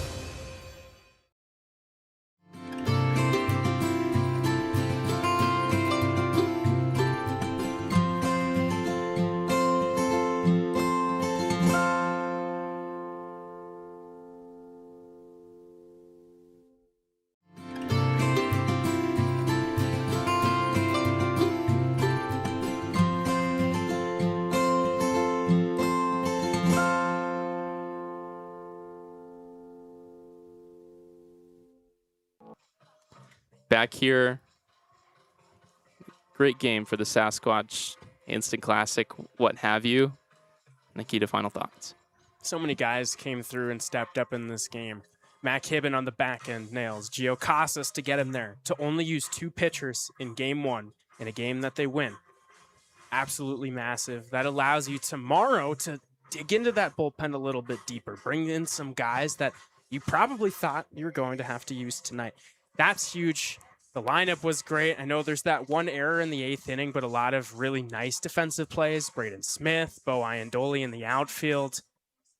And then it's the home run ball. It's the difference in this game. You see the Spuds claw back into this game, the 2-run homer, but the Sasquatch, they can put the ball out of the yard. They swing it well with runners in scoring position. It was little pieces of the season that we've seen, the 50 games which have led up to this moment, sprinkled into the recipe tonight. We'll look on to tomorrow. More baseball to come here from Black Hills Energy Stadium as the Sasquatch lead this season series 1-0. It's a potential clincher tomorrow in game 2 of a 3-game set. 6:05 start time. If needed, we've got Sunday. It'll all come down to that with a Spuds win tomorrow. Again, 6:05 on that start time. Get your tickets at the QR code on the screen. Also, 2027 season tickets are on sale, early bird prices through the end of the season. It's the last weekend to get them. You know where to go get them, spearfishsasquatch.com. It's the cheapest you're going to get out to the ballpark every night next summer. Don't miss that opportunity, folks.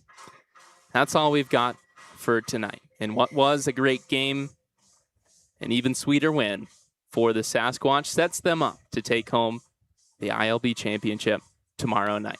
One final time, your final score. The Spearfish Sasquatch take down the Casper Spuds 8-5. For Nikita Lohman and Spearfish Sasquatch Live, I'm Justin Hausman, signing off.